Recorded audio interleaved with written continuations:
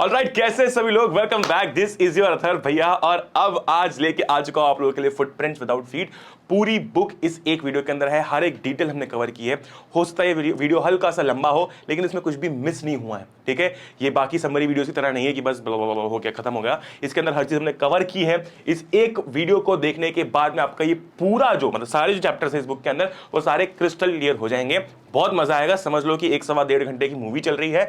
बैठो आराम से, सारे पॉइंटर्स को नोट डाउन करो, ये स्लाइड्स आपको मिल जाएगी, आराम से पढ़ते रहना उसके बाद में, ठीक है जी। हमें यार इंग्लिश के अंदर फोड़ के आना है, भले अपनी इंग्लिश वीक है फिर भी फोड़ के आएंगे, ठीक है। शुरू करते हैं पहले चैप्टर के साथ में जो कि है अ ट्रायम्फ ऑफ सर्जरी, है ना। अब बेसिकली चैप्टर है क्या, है ना। मिसेस पंफरी नाम की एक लेडी होती है, उनका एक कुत्ता होता है, उनका एक डॉग होता है, पेट डॉग होता है।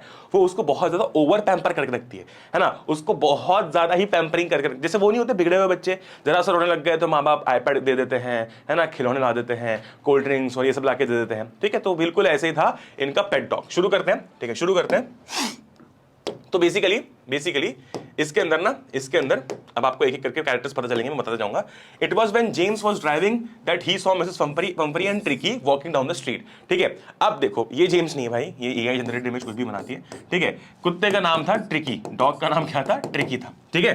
बहुत सही, है ना। He stopped his car to see how Trick was doing, he was shocked to see that he had become fat. अब देखो दिक्कत क्या थी ना कि मिसेस पंफरी ना बहुत ज्यादा इसको पैम्पर करके रखती थी, इसको बहुत खाना देती थी, बहुत अटरम सटरम उल्टा सीधा खाना देती थी, जिसके कारण ये जो ट्रिकी था वो मोटा हो चुका था, ठीक है। काफी ज्यादा अनहेल्दी और काफी मोटा हो चुका था और ज्यादा वॉक करने भी बाहर निकलता नहीं था, ठीक है। कुछ नहीं, मतलब बस चल रहा है जो चल रहा है, जीवन धकेला जा रहा है, ठीक है।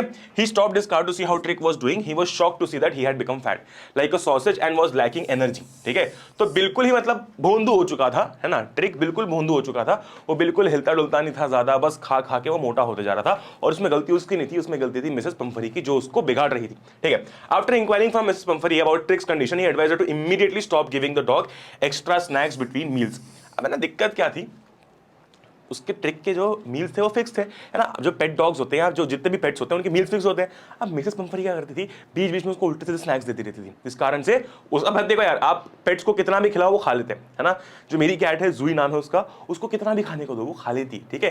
तो मतलब एक पॉइंट के बाद वो भी मना कर देते हैं, पर वो खाते रहते हैं। ये हमको थोड़ा डिसाइड करना पड़ता है कि उसकी डाइट किस तरीके से डिजाइन की जाए, okay. So he also wanted her to make him exercise daily along with a strict diet in order to improve his health. वो उनसे कहता है, जेम्स उससे कहता है, मिसेस पंफरी से कि बहन जी देखो जरा, ये कुत्ता बहुत ज्यादा मोटा होते जा रहा है, इसको इतना खाना इतना स्नैक्स मत दिया करो और जरा एक्सरसाइज कराया करो, रोज वॉक पे लेके जाया करो इसको, ठीक है। तो तब जाके वो थोड़ा सा हेल्दी होगा। Mrs Pumphrey confessed that it was very difficult for her to do so, but she agreed upon giving it a try and walked off with Tricky, ठीक है। मतलब ऐसा था कि यार वो अपने बच्चे की तरह उसको पाल रही थी, ये मच्छर, ये पेट नहीं मेरा, ठीक है, बच्चे की तरह पाल रही थी, तो it was very difficult for her to do so. मतलब कि उसको खाना ना देना या फिर ऐसा होता है ना, माँ की ममता होती है, क्या कर सकते हैं यार, है ना। माँ तो चाहती है, जैसे कि आपकी एग्जाम भी चल रही है तो मम्मी बीच बीच में ला के कुछ ना कुछ आपको दे देती है खाने के लिए, ठीक है। चलो आगे बढ़ते हैं। Harriet received an expected call. Mrs. Pumphrey called James Harriet. Basically उसका नाम क्या था, जेम्स हैरियट द वेट। वो वेट था, ध्यान रखना, यहाँ पर अब एक एक करके कैरेक्टर्स अनवील होते जा रहे हैं। तो जेम्स हैरियट जो था वो क्या था, वो वेट था, जो जानवरों के डॉक्टर होते हैं। मिसेस पंफरी कौन है, जिसका डॉग है Tricki. As Tricki had refuse to eat food, her concern grew even more when he had bouts of vomiting. अब क्या हो रहा था कि अब ना ट्रिक ने खाना खाना छोड़ दिया एकदम से, है ना, और वो वॉमिट भी कर रहा था, ठीक है जी। So James drove to Mrs Pumphrey's house with the firm mindset that the only way to cure Tricky was to get him out of the house for some time. Basically James को पता था कि यार Mrs पंफरी उसको बिगाड़ के रख रही है, तो मैं ना अगर उस ट्रिकी को अगर बाहर लेके जाता हूं, मतलब उसके साथ अगर वो लेके जाएगा तो ही वो ठीक हो पाएगा, नहीं तो मिसेस पंफरी उसको बिगाड़ती रहेगी, है ना। He suggested to Mrs. Pumphrey to hospitalize him for a fortnight for observation so that the proper treatment can follow, है ना। उसने बोला अब डॉक्टर है भाई, डॉक्टर की बात तो माननी पड़ेगी कि इसको ना थोड़ा सा हमको एडमिट करके रखना पड़ेगा, तब जाके ही वो ठीक हो पाएगा। Although it broke Mrs. Pumphrey's heart, she allowed James to take Tricky along with him to his surgery, है ना। मतलब कोई सर्जरी वर्जरी नहीं होनी थी, उसको सर्जरी की कोई जरूरत नहीं थी, आगे तुमको पता चलेगा, है ना। मिसेस ट्रिकी बहुत उदास हो गई कि यार मेरे कुत्ते को लेके जा रहे हो, लेकिन वो बोलती ठीक है। He carried the dog wrapped in a blanket. Minute details पर ध्यान देना, काम आएंगी।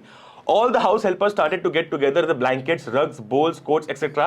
that they thought Tricky might need during his hospitalization.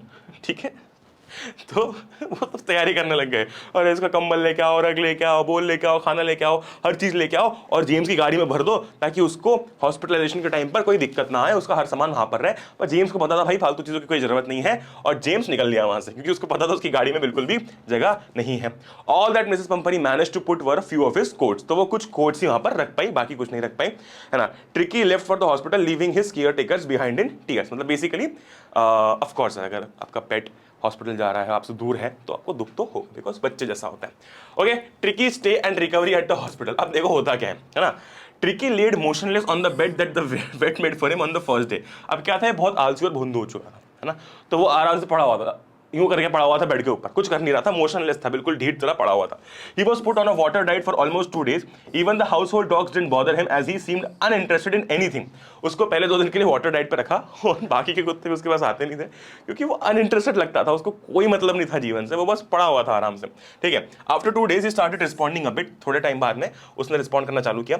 On the following day he whimpered, cried in low weak sound. Of course यार, अपने owner को miss कर रहा होगा, है ना, मिसेस पंपरी को मिस कर रहा होगा। ट्रॉटेड, जिसको आगे ना वो भी दिए हुए हैं एक्सप्लेनेशन। विम्पर्ड मतलब क्या, cried in low and weak sound. Trotted मतलब वॉक्ड ब्रिस्कली, धीरे धीरे वॉक कर रहा था। And join the hound hunting dog in the garden. उसके बाद क्या किया उसने, डॉग्स को ज्वाइन किया जो गार्डन के अंदर खेल रहे थे। Later on the third day he ran with enthusiasm when the food was served. अब जब तीसरे दिन फूड सर्व किया गया तो वो दौड़ने लगा, भागने लगा इधर से उधर विद एंथुसियाज्म। होता है जब आप डॉग्स को फूड सर्व करते हैं ना, तो अगर आपके पास पेट डॉग है तो आपको पता होगा वैसे घूमने लगते हैं, ऐसे दौड़ने लगते हैं इधर से उधर, बहुत खुश हो जाते हैं वो, ठीक है। तो ये भी बहुत खुश हो गया। He also Gulp down the extra food that was put out for him. तो जो एक्स्ट्रा फूड भी रखा गया था वो भी वो खा गया। His recovery was speeding up, है ना। He had started running all day long and found joy in being bowled over and squashed, ठीक है। मतलब वो खेलने वेलने में उसको बहुत मजा आने लगा। In spite of being a high maintenance dog he had fitted in well with the gang of shabby and unkempt ones. कहने का मतलब क्या है, देखो ये बहुत ही ना अच्छे परिवार से आता था, क्योंकि इसको बहुत लाड़ बार से बड़ा किया गया था, बहुत खाना ठूसा गया है, इसको कोई एक्सरसाइज करने की जरूरत नहीं होती थी, आराम से पड़ा रहता था, ठीक है। लेकिन अब यहाँ पर आने के बाद में इसकी डाइट को, बेसिक बात है इसकी डाइट को कंट्रोल किया गया, है ना, ज़्यादा इसको ज़्यादा खाने के लिए नहीं दिया गया, और इधर उधर ये खेलता भी था बिकॉज बाकी भी डॉग्स थे यहाँ पर, और ये बहुत ही ऐसे हाई मेंटेनेंस डॉग था। लेकिन यहाँ पर जो बाकी के डॉग्स थे वो ऐसे नॉर्मल से डॉग्स थे, बहुत हाई मेंटेनेंस थे नहीं, ठीक है। तो इनके साथ भी उसने आराम से धीरे धीरे एडजस्ट कर लिया, है ना, बहुत सही। Mrs Pumphrey is concern, Mrs Pumphrey used to phone the vet clinic several times a day. दिन भर कॉल लगाते रहती थी कि क्या हुआ क्या हुआ क्या हुआ। She was keen to record his recovery and maintenance at short intervals. James brushed away her questions about Tricki's dressing according to the weather, but he didn't feel to assure her that tricky was out of danger, ठीक है। उन्होंने पूछा कि तुम उसको coat vote पहनाते हो नहीं पहनाते हो, ये करते हो नहीं करते हो, वो करते नहीं करते हो, तो उसने वो सवाल को झाड़ दिया, दूसरा सवाल पूछो। और उन्होंने, जेम्स ने एक मिसेस पंपरी को एक चीज अश्योर की कि वो अब आउट ऑफ डेंजर है, उसको कुछ अब नहीं हुआ है। Upon learning about Tricky's improving health, Mrs Pumphrey started sending additional food items, wine and brandy for Tricky. अभी भी नहीं मान रही, देखो अभी भी वो अच्छा हो रहा है तो उसके लिए खाना भेजे जा रही है, खाना भेजे जा रही है, ठीक है। Although this was not required, so the vet and his partner consumed these additional items themselves. तो मिसेस पंपरी ने क्या किया, ब्रांडी भेजी, वाइन वाइन भेजा, सब कुछ भेजा, उसके लिए डॉग के लिए एक्स्ट्रा स्नैक्स भेजे जो मतलब नॉर्मल इंसान भी खा सकता है। तो वो ट्रिकी को तो दिए नहीं इन्होंने, ये खुद ही खा गए, क्योंकि उनको पता था कि उसकी जरूरत कोई थी नहीं, ठीक है। After 2 weeks, James called up Mrs Pumphrey to inform that tricky was fit and could go home. Mrs Pumphrey, ठीक है, ये बात समझ में आ गई।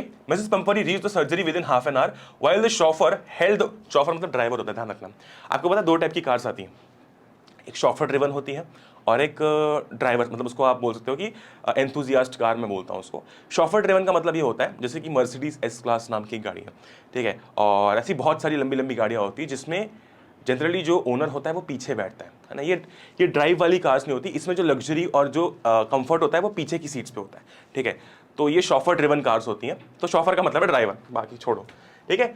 Held the door open, she inquired about Tricky's actual condition. She was concerned about his well-being and wanted to be sure about it. James found Tricky playing with the pack. मतलब वो pack मतलब क्या, बाकी के dogs के साथ में वो खेल रहा था, है ना। He had become healthy and strong in 2 weeks stay. As James carried Tricky out to his mistress, he jumped off his hands and landed in mistress' lap. She was very happy at finding Tricky as excited as he used to be. He licked her face and wagged, मतलब swung his tail, यूं करते हैं ना कुत्ते, ठीक है। The chauffeur and the vet settled the dog stuff in the car while Mrs. Pumphrey thanked vet for the triumph of surgery. तो बात ये थी, ट्रायम्फ ऑफ सर्जरी बहुत ही आयरॉनिकल नाम है इस चैप्टर का, कोई सर्जरी नहीं हुई थी। All tricky needed was a good diet and exercise, ठीक है। तो उसको अच्छी डाइट दी उन्होंने अपने जेम्स साहब ने, और उसके बाद में वो खेलता कूदता था, दौड़ता भागता था, तो वो हेल्दी हो गया 2 हफ्तों के अंदर। कितने हफ्तों के अंदर? 2 हफ्तों के अंदर, ठीक है। और मिसेस पंफरी को क्या लग रहा था कि इसकी सर्जरी वर्जरी कुछ हुई है ना, तो इसलिए वो उसको थैंक करती है for the Triumph of surgery, मतलब विक्ट्री, कि सर्जरी सही हुई। अब उसको क्या पता, ठीक है। कंक्लूजन क्या है? A triumph of surgery signifies how rich parents indulge their children with expensive items which prove harmful for their kids' health in the long run. मतलब in short, ज्यादा पैम्परिंग करना, ज्यादा लाड करना भी अच्छी बात नहीं है। बच्चे ढीठ होते जाते हैं, और आजकल की जनरेशन, तुम नहीं, तुमसे और छोटे जो बच्चे हैं वो ऐसे ही ढीठ होते जा रहे हैं। चैप्टर हमारा होता है समाप्त। ये चैप्टर है थीफ स्टोरी। बेसिकली एक थीफ होता है इसके अंदर 15 साल का, और एक आदमी होता है, लड़का होता है अनिल नाम का, मतलब मेरे से 1 साल ही बड़ा है, मतलब सोचो मैं आदमी बुला रहा हूँ उसको, ठीक है। सो ये जो अनिल नाम का लड़का होता है बड़ा सिंपल सादा होता है। हरी एक चोर होता है, तो वो प्लान करता है कि वो अनिल के यहाँ पे चोरी करेगा। हाउ एवरीथिंग गोज ये हम पूरा स्टोरी में देखेंगे, ठीक है। शुरू करते हैं, आ जाओ। Hari Singh approached Anil when he was watching a wrestling match. Basically क्या हो रहा था कि हरी सिंह जो था ना, हरी प्रभु जो थे, ये जो हरी सिंह था, Hari approached Anil while he was watching a wrestling match. तो जब हरी रेसलिंग मैच देख रहा था, सॉरी अनिल रेसलिंग मैच देख रहा था, तो हरी ये चुपचाप उसके पास जाता है, ठीक है। As he seem to be an easy target to him. क्यों इजी टारगेट? क्यों? क्योंकि हरी सिंह, हरी उसका एक्चुअल नाम नहीं था, है ना, हरी सिंह। और ये सारी एआई जनरेटेड इमेजेस है, ठीक है, इस पर ज्यादा ध्यान मत देना, मतलब एआई जनरेटेड इमेजेस है, इस पर ज्यादा ध्यान मत देना, है ना, पहले से बता के रखा हूं मैं। हरी सिंह, अब तो हरी जो था ना वो चोर था, और हरी उसका असली नाम भी नहीं था, लेकिन वो यहाँ पर हरी नाम रखा होता उसने, ठीक है। अच्छा, as he seem to be an easy target to him. अच्छा, इजी टारगेट का क्या मतलब है? इजी टारगेट का मतलब है कि हरी जो था वो चोर था, तो हरी को लगा अनिल जो है ना वो इजीली बकरा बन जाएगा, इसके जाल में फंस जाएगा। Hari use some flattening words to gain Anil's confidence and soon they started conversing. After a while when Anil started to walk off, basically क्या था कि हरी उसको बोलने लगा, तुम भी तो अच्छे हो यार, तगड़े हो, बिल्कुल रेसलिंग कर सकते हो, ये कर सकते हो, हो सकते हो, तुम क्यों नहीं खेलते हो रेसलिंग मैच, ये वो, है ना। तो हरी चढ़ाने लगा अनिल को, कि ताकि वो उसको थोड़ा सा मक्खन लगा सके और उसको अपने जाल में फंसा सके, ठीक है। पर अनिल सोचता है कि यार मैं कहाँ रेसलिंग वेसलिंग करूंगा यार, ये सब क्या फालतू की बात कर रहे हैं। पर ठीक है, खैर ये सब हुआ, और उसके बाद जब अनिल वापस जाने लगा अपने घर पे, Hari followed him with his most appealing smile. Hari देखो 15 साल का था बस, है ना, Hari was just 15। Okay, he expressed his wish to work for Anil. तो हरी क्या बोलता है ना, हरी क्या बोलता है, एक सेकंड ना, एक सेकंड ध्यान से देखना। तो हरी क्या कहता है ना, एक सेकंड, हाँ, हरी कहता कि हरी को अनिल के लिए काम करना था। Hari wanted to work for Anil. Hari कितने साल का था भाई? हरी वाज 15 एंड अनिल कितने साल का था? अनिल 25 साल का था, ध्यान रखना ये बात, ठीक है। He expressed his wish to work for Anil, but Anil bluntly expressed his inability to pay हरी। हरी मतलब क्या था? मतलब हरी बोलता है कि मुझे आपके लिए काम करना है, मैं आपके लिए काम करना चाहता हूँ, लेकिन अनिल कहता है कि यार देखो मैं तुम्हें पे नहीं कर सकता, माफी चाहता हूँ मैं, ठीक है।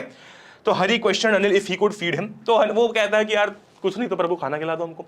अनिल कहता है ठीक है खाना खिला देता हूँ, ठीक है, because he knew how to cook. Hari said that he knew how to cook but this was a lie. Basically, है ना, वो क्या कहता है, हरी अनिल से पूछता है कि वो उसको खाना खिला सकता है। अनिल कहता है ठीक है खिला दूंगा।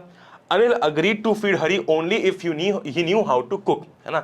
तो अनिल जो है वो हरी को इसी बेसिस पर हाँ कहता है कि तुझे खाना बनाना आना चाहिए, ठीक है। और हरी ने झूठ बोल दिया कि हाँ मेरे को खाना बनाना आता है, ठीक है, हाँ हाँ मैगी बना सकता हूँ मैं, हाँ। Anil brings Hari to his room. Anil took Hari to his room over Jamuna Sweet Shop. कौन सी sweet shop? Jamuna sweet shop, ठीक है जी, बहुत बढ़िया। And let him occupy the balcony to sleep. तो बेसिकली अनिल जो था वो भी कम नहीं था, उसने, अब सही बात है यार किसी अनजान व्यक्ति को कैसे घर में रखोगे, तो उसने ना हरी को बालकनी दे दी सोने के लिए कि तू वहां सो सकता है, ठीक है, बहुत सही। Anil gave that night's meal to a stray dog because the meal cooked by Hari was terrible. मतलब जो खाना हरी ने बनाया था, इतना बकवास खाना बनाया था हरी ने कि वो खाना कुत्तों को देना पड़ गया, ठीक है। Anil had realize that Hari didn't know how to cook. Anil को पता चल गया था कि ये पागल बना रहा है मेरे को, कुछ उसको आता नहीं है और उसको खाना वाना कुछ बनाना आता नहीं है। He asked Hari to go off to sleep but Hari hung around, क्योंकि हरी को चोरी करनी थी, है ना, तो हरी इधर उधर घूम रहा था, है ना। और अनिल उसको कहता है कि जाके सो जा बे, क्या फालतू इधर उधर घूमे जा रहा है आवाराओं की तरह। तो हरी हाँ हाँ कहाँ सोता हूँ करके अनिल को टाल रहा था, ठीक है। Giving his most appealing smile, ये बहुत इंपॉर्टेंट है, मोस्ट अपीलिंग स्माइल। देखो ये मोस्ट अपीलिंग स्माइल का मतलब ये है कि हरी बहुत कन्विंसिंग था, उसकी स्माइल बहुत कन्विंसिंग थी। देखो स्टार्टिंग में अनिल ने मना किया था उसको, लेकिन फिर भी वो अपने घर पर लेकर आया उसकी मोस्ट अपीलिंग स्माइल के कारण, because it was very convincing, ठीक है। Anil patted Hari's head and told him that he would teach him how to cook. तो यार उसने ऐसी अनिल ने अपने हरी के सर पर ऐसा हाथ रखा और बोला तो चिंता मत कर, मैं तुझे खाना खिलाना सिखा दूंगा, ठीक है। Anil teaches Hari to read and write. अच्छा, उसके बाद में एक और चीज, Anil taught Hari to write his name and promise to teach him how to write whole sentences and to add numbers eventually, ठीक है। अब हरी जो था, ठीक है, अपना हरी जो था, है ना, हरी को पढ़ना लिखना नहीं आता था, तो अनिल ने उसको प्रॉमिस किया कि वो उसको अपना नाम लिखना सिखाएगा, ठीक है। क्या सिखाएगा वो, इनकी तो वो अपना नाम लिखना सिखाएगा हरी को, ठीक है, और पूरा सेंटेंस कैसे लिखते हैं वो सिखाएगा। तो हरी बहुत ज्यादा खुश हो गया, because he knew that he could achieve anything he wanted once he knew how to read and write like an educated man। ये बहुत इंपॉर्टेंट है, देखो यहां से एक चीज ये भी शो हो रही है, एक चीज ये भी शो हो रही है कि हरी जानता था कि वो गलत कर रहा है कहीं ना कहीं, इसलिए वो इस बात से खुश था कि जब वो पढ़ लिख जाएगा तो वो एक एजुकेटेड इंसान की तरह, वो एक, अरे भाई पागल हो गया सब, क्या हो रहा है, सबको डीएनडी पे डाल देता हूँ, ये गलती करता हूँ मैं क्लास से पहले, डीएनडी पे नहीं डालता हूँ, 100 फोन आ जाते हैं इतनी देर में। खैर ठीक है, सो अपना जो हरी था वो खुश था इस बात को लेकर कि यार मेरे को अनिल पढ़ना लिखना सिखा देगा। He liked working for Anil, he started making tea in the morning and buying the day supplies later. तो बेसिकली उसके थोड़े छोटे मोटे काम ये हरी करने लग गया, चाय वाय बना देता था और बाकी कुछ चीजें लानी होती तो वो ला देता था। He used to make a profit about ₹1 on buying the day supply but knew that Anil didn't mind. मतलब वो क्या करता था, अपना जो हरी था, ठीक है, अपना जो हरी था, ये ना एक ₹1 2-3 जो बचते नहीं, जैसे तुम मार्केट में कुछ लेने के लिए जाते हो, मम्मी ने 100 रुपए दिए और 90 रुपए की वो चीज़ आई है, तो 10 रुपए तुम करके मार लेते हो, ऐसे छुपा लेते हो अपने पास में। बस ये भी ऐसे ही करता था हरी, जो अनिल जो हरी को पैसे देता था, है ना, उससे वो सामान तो ले आता था, अब कुछ पैसे बच जाते थे, ₹1 ₹2 ₹3, तो ये चुपचाप अपने पास रख लेता था और अनिल को नहीं बताता था, ठीक है। और अनिल भी माइंड नहीं करता था, मतलब 2-1 रुपए के लिए अनिल भी माइंड नहीं करता था, ठीक है। हरी गेन्ड अनिल्स ट्रस्ट। अब धीरे धीरे क्या हुआ, हरी ने ना अनिल का ट्रस्ट गेन करना चालू कर दिया, है ना, कि अब यार ये हरी जो है वो ट्रस्टेबल इंसान है, इसको ट्रस्ट किया जा सकता है। One evening Anil came back with a bundle of currency notes he had got from selling a book he had written to a publisher. तो बेसिकली हरी क्या था, हरी एक तरीके से आप समझ सकते हो कि लिखता था, he used to write, he was writer, ठीक है। ज्यादा इसके बारे में बात बताई नहीं गई है, बट उसने बुक बेची थी पब्लिशर को, तो कहीं ना कहीं वो लिखता था। He used to write. He kept the money under the mattress and slept peacefully. तो अनिल पैसे लेके आया और मैट्रेस के नीचे क्या किया, पैसे रख दिए, जो पैसे वो लेके आया था, ठीक है। Hari had been working for Anil for almost a month and he had gained Anil's trust. तो 1 महीने तक हरी, सोचो 1 महीने तक वहां रह रहा था और उसने अनिल का ट्रस्ट गेन कर लिया था। Hari saw the opportunity to rob Anil, ठीक है। It was not an easy task as he knew that Anil will be sad about the loss of money. तो अब हरी ने सोच लिया कि ये सही टाइम है, अब डाका डाल दिया जाए, चोरी कर दी जाए, ठीक है, और चुपचाप वो पैसे मार लिए जाए। पर हरी ये बात भी जानता था कि अनिल बहुत ज्यादा दुखी होगा इस बात को समझ के, और जब उसको पता चलेगा कि अनिल के जो पैसे हैं वो गायब हो चुके हैं।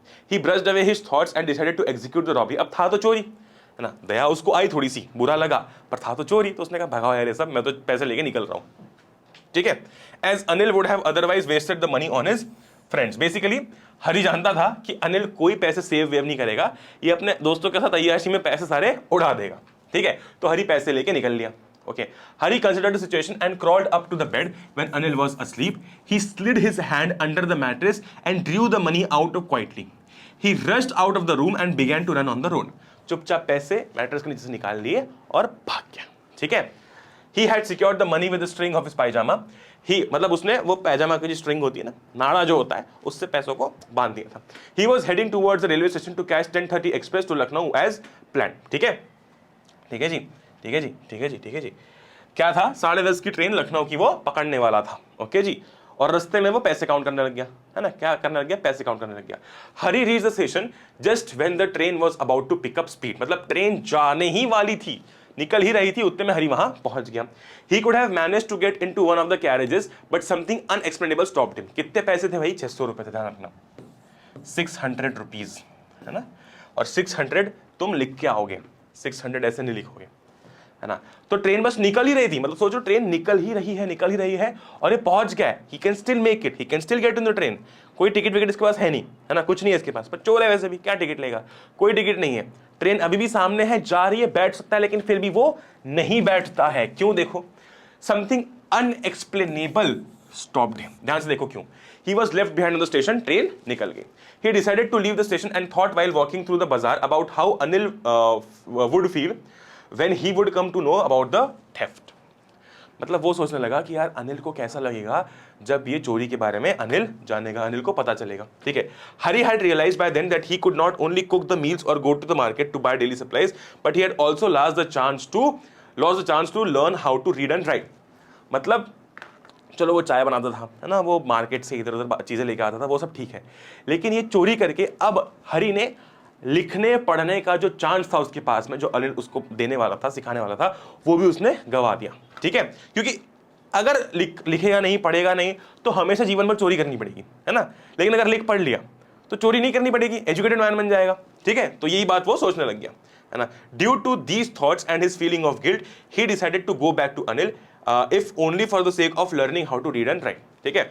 तो उससे लगा कि यार कहीं ना कहीं थोड़ा सेल्फिश भी हो गया था वो इस बात को लेके कि यार मैं पढ़ लिख लूंगा तो ज्यादा अच्छा रहेगा, तो एक काम करता हूँ, वापस चले जाता हूँ और पैसे वापस अनिल की मैट्रेस के नीचे रख देता हूँ और सो जाता हूँ, and I will forget anything happened, और उसको भी नहीं पता लगने लूंगा, है ना। Hari kept the money bag, Hari towards the room, he opened the door cautiously so as not to wake Anil up. मतलब ऑफ कोर्स अगर वो अनिल को उठा देता फिर उसके पैसे उसको दिख जाते कि गायब हो चुके हैं, और अनिल इसको रैपट मार के भगा देता। He quickly took out the currency notes which were damp because of the rain। हाँ, ये बात ध्यान रखना कि बारिश हो रही थी, उसके कारण जो नोट्स थे वो गीले हो चुके थे, है ना। He crept up to the bed and placed the notes under the mattress। चुपचाप मैट्रेस के नीचे नोट्स रख दिए। After that he went off to sleep in the balcony। वापस वो सोने के लिए चलेगा। Anil reacted normally in the morning। देखो, अब देखो, हल्के से डैम्प हो चुके थे, मतलब क्या हो चुके थे, गीले हो चुके थे नोट्स, है ना। सुबह जब अनिल ने उठ के देखा होगा तो ऑफ कोर्स अनिल को दिखा होगा कि नोट्स तो गीले हैं और घर में कौन सा पानी आएगा। तो अनिल को कहीं ना कहीं ये बात पता थी कि इसने नोट्स उठाए हैं, लेकिन अनिल ने इस बात पर रिएक्ट नहीं किया। He found that Anil had already prepared T, है ना, मतलब अनिल ने ऑलरेडी टी जो है वो प्रिपेयर कर रखी थी हरी के उठने से पहले। Anil gave a 50 rupee note to Hari telling him that he had earn some money by selling a book to a publisher and now he would pay him regularly, ठीक है। कहीं ना कहीं अनिल को ये बात पता चल गई थी कि ये पैसे चुराने वाला था, ठीक है। तो सुबह उठ के अनिल ने सामने से ही हरी को कह दिया कि यार सुन, मैंने एक किताब बेची है, मैंने प्रॉफिट कमाया है कुछ, ठीक है, पैसे कमाए हैं, तो अब से मैं तुझे रेगुलरली पे किया करूंगा, ठीक है, I will pay you regularly, okay. Hari was motivated but he could make out Anil knew everything though he didn't say anything to him about it, है ना। अच्छा लगा हरी को ये सुन के कि अब वो उसे पे भी करेगा, उसे अब पढ़ने लिखने का मौका भी मिल चुका है ना। लेकिन कहीं ना कहीं हरी ये बात जानता था कि अनिल ये जानता है कि हरी ने कहीं ना कहीं पैसे चुराए हैं, ठीक है। तो इसी के साथ स्टोरी होती है समाप्त। क्या सीखने को मिलता है? The thief story focuses on human values and relationship which are significant in our lives, है ना, and those values have the power to change an individual. Hari था तो चोर, लेकिन अनिल ने हरी को अच्छे से ट्रीट किया, हरी को अपने एक छोटे भाई की तरह रखा, ठीक है। कहीं ना कहीं हरी को ये आश्वासन दिया, ये अश्योरेंस दिया कि वो उसको पढ़ना लिखना सिखाएगा, ठीक है। अपने घर में रखा, कहीं ना कहीं उसको खाना खिलाया, है ना। वो जब मार्केट वार्केट जाता था तो वो कुछ पैसे रख लेता था, तब भी कुछ नहीं बोला। और आखिरी में पता होने के बाद में भी कि इसने पैसे चुराए हैं, ठीक है, अनिल ने फिर भी क्या किया, फिर भी उसको बोला कि अब मैं तुझे रेगुलरली पे किया करूंगा क्योंकि मुझे प्रॉफिट हुआ है। तो कहीं ना कहीं ऑल दिस चेंज्ड हरी, जो कि एक चोर चक्का था, लेकिन अब वो अच्छा आदमी बन चुका था। इसी के साथ थीफ स्टोरी होती है समाप्त, ठीक है। एक छोटा सा मैं आपको होमवर्क दे रहा हूँ, छोटा सा होमवर्क दे रहा हूँ, बस ना पता करना कि अनिल दिखने में कैसा था। 25 साल का तो था, पर दिखने में कैसा था, मतलब लुकड़ा सुकड़ा था, तो लुकड़ा सुकड़ा था, ठीक है। तो कोई बहुत ऐसा पहलवान नहीं था, लेकिन फिर भी स्टार्टिंग में देखो, तुमने देखा होगा कि उसको चढ़ाया जा रहा था, है ना, हरी उसको चढ़ाया जा रहा था कि तू तो रेसलिंग कर, ये कर, वो कर। चैप्टर होता है समाप्त। अगले चैप्टर के ऊपर बढ़ते हैं, जो कि है अ midnight visitor.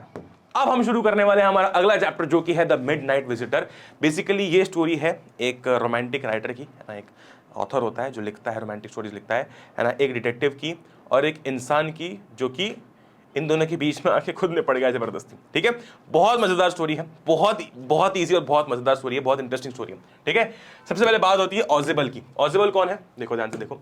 Meeting of secret agent Ausable and writer Fowler. तो फॉलर नाम का राइटर था, है ना, राइटर का नाम क्या था? फॉलर था, है ना। और जो डिटेक्टिव था उसका नाम क्या था? ऑजिबल था। क्या था? His name was Ausable. अब देखो, आप इधर इमेज में भी देख सकते हो, ऑजिबल थोड़ा सा मोटा था। Ausable was a secret agent but did not look one at all, being short and very fat. Basically ना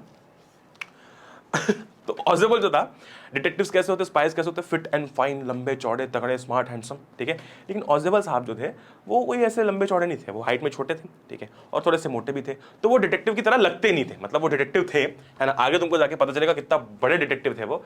लेकिन क्या है कि he was fat and short. Okay, Fowler की बात करते हैं। फॉलर कौन था?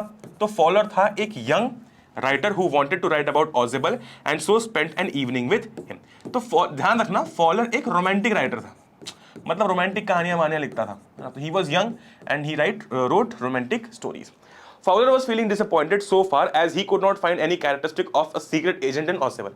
अब क्या है कि जो फाउलर था वो कहीं ना कहीं स्पाई या डिटेक्टिव्स पे या एजेंट्स पे कुछ लिखना चाहता था, इसलिए उसने ऑजिबल से बात करी, है ना, इसलिए उसने ऑजिबल से मिलना चाहा। लेकिन जब वो ऑजिबल से मिला तो वो डिसअपॉइंट हो गया इस बात को देख के कि यार ये ऑजिबल में तो कोई भी कैरेक्टरिस्टिक लग नहीं रहा एजेंट का, ये तो छोटा है, मोटा है, ठीक है, ये क्या ही एजेंट बनेगा तू, क्या एजेंट बनेगा तू, क्या स्पाई बनेगा, ठीक है। अच्छा, when both Ozible and Fowler entered Ozible's hotel room, another secret agent named Max was waiting in the room with an automatic pistol pointed at them। ठीक है, तो क्या होता है कि ये थोड़ी देर साथ में टाइम बिताते हैं, है ना, साथ में समय स्पेंड करते हैं, है ना। तो इतनी देर में फाउलर समझ जाता है कि यार क्या एजेंट है ये, मेरे को तो लगा था कोई बहुत तगड़ा एजेंट होगा, ये तो छोटा मोटा सा एजेंट है, ठीक है। तो थोड़ा सा डिसअपॉइंट हो गया था फाउलर। अब ये दोनों क्या करते हैं, ये दोनों ऑजिबल के रूम में जाते हैं, है ना, ये दोनों क्या करते हैं, ऑजिबल के रूम में जाते हैं, ठीक है। When both Ozible and Fowler entered Ozible's hotel room, another secret agent named Max was waiting in the room with an automatic pistol pointed at them। तो क्या होता है, ध्यान से देखना, ऑजिबल और अपना जो फाउलर है वो किसके रूम में घुसते हैं, ऑजिबल के रूम में। किसके रूम में, ऑजिबल के रूम में घुसते हैं।